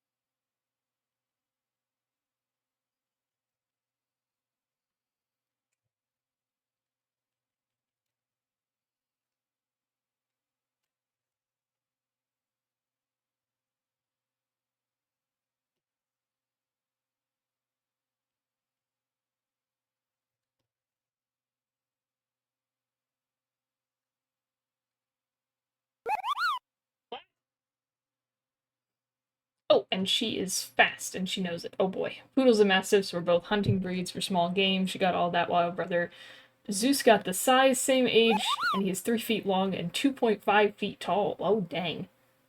Well, she's the size of a shrimp that fries your rice. As the shrimp NPC. Hydrate and a posture check. Thank you, V. I am no longer shrimp for now. And some delicious water. Not really, but... And a save. Gotta save all that progress. Okay. And I think one more thing I say, lying. I just want to stretch him a little. There we go. I'm satisfied. I need to stop looking at that picture because I keep looking at it and going, oh, but it's not quite the same, is it? And I don't know why.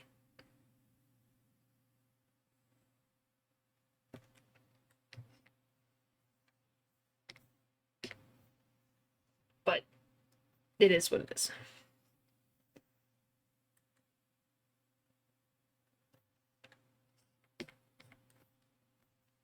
You see me still messing with this when I said I was done forever ago?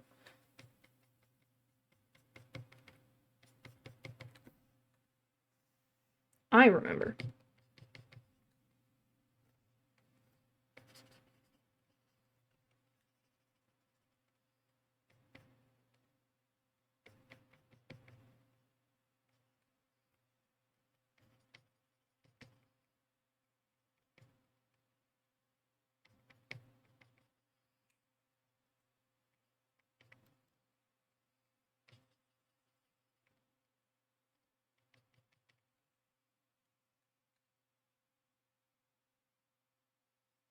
No, I do not like that at all.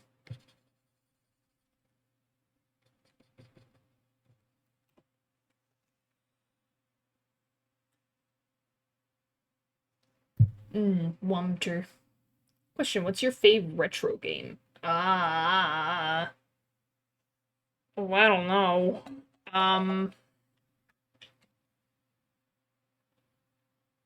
Hmm.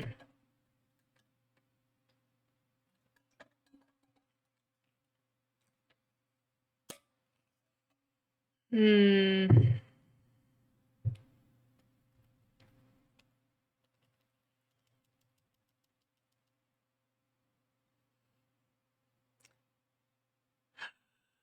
So retro for me would probably be like games I've actually played, like when I was a kid. To me, that is as most retro I could get because I don't think I've played anything older. Found out I really like a very specific pinball machine. I found an arcade with an OG 1980s Iron Maiden pinball machine. I also love the Ghost Rider game for the PS2. Oh, nice. Is PS2 retro now? Oh no. PS2 is retro now? Oh my gosh. Well, in that case, it's Kingdom Hearts. If that counts, it's Kingdom Hearts. Kingdom Hearts, my favorite retro game. I haven't really played too many uh like arcade machine type games, I think. So I don't know. Technically the PS3? The PS3! No! Guys, I have retro consoles. I didn't even know it. I'm rich. What does that make the Game Boy Color? Because I do have one of those just sitting around from the ancient times. The Wii? I feel like the Wii was retro when it was made.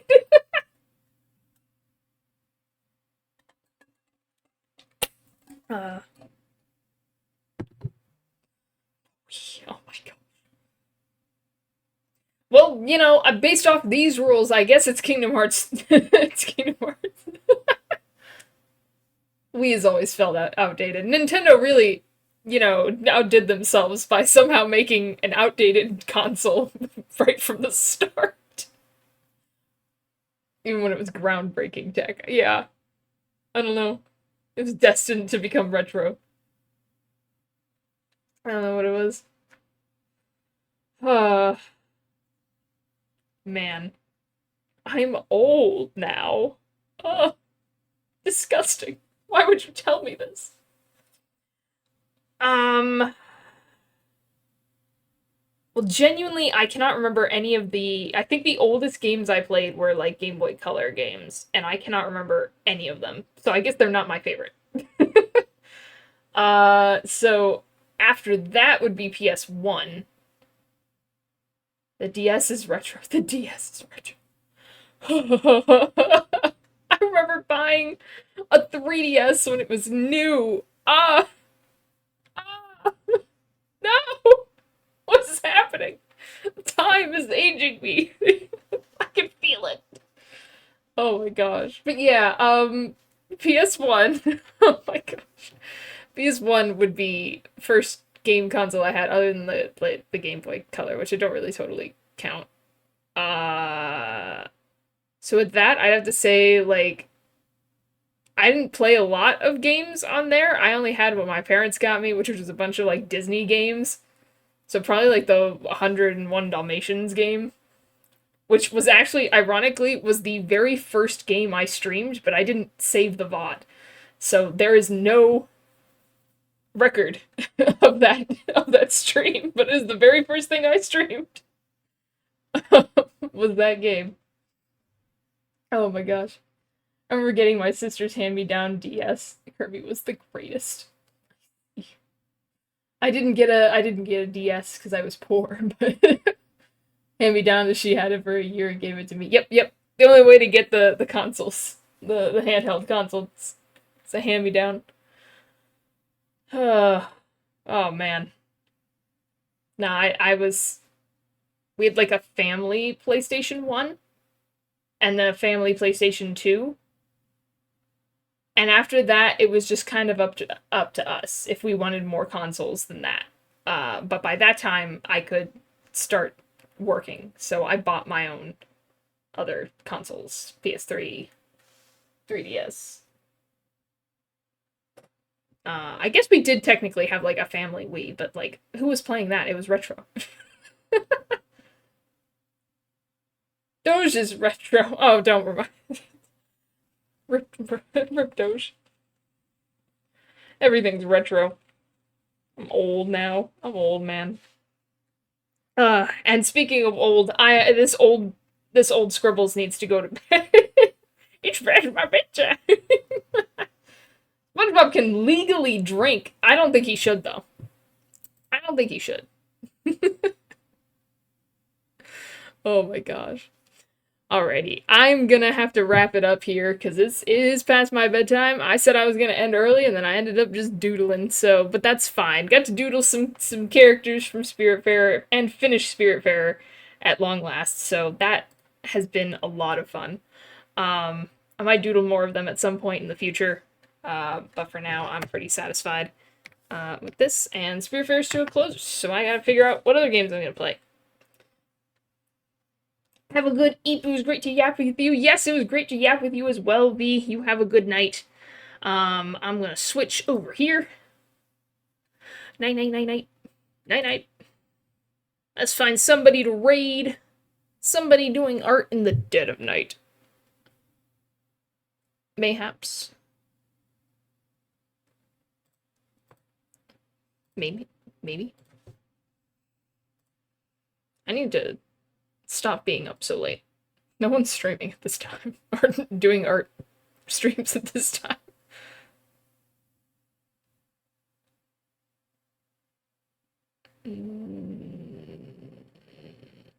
Ooh, watching paint dry.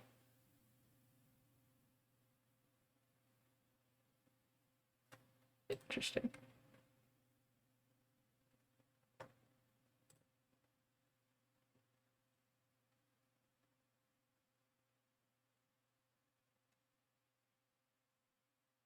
Ooh, this looks fun. Alright, we're gonna raid a new person, Yoon Jelly. My boyfriend streaming is not art. I think I'm just gonna stream or raid. Usually I'm raiding art. Then we get more art, which is delightful. Anyway, that is our raid message if you'd like to use that when we raid. Thank you all so much for hanging out.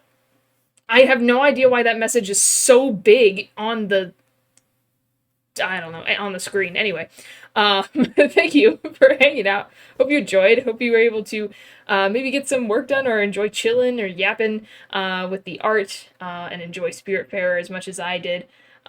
Next week is going to be a weird schedule. I don't know exactly what it's going to be. I'm hoping at the very least I can have a Monday stream. But I will update the schedule by the end of Sunday, so it'll be there.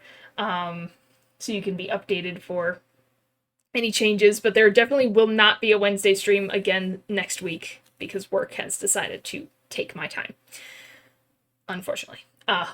But yeah, I will see you all next week, probably on Monday. But yeah, have a good night. Thank you all again. Bye. Scribbles Raid.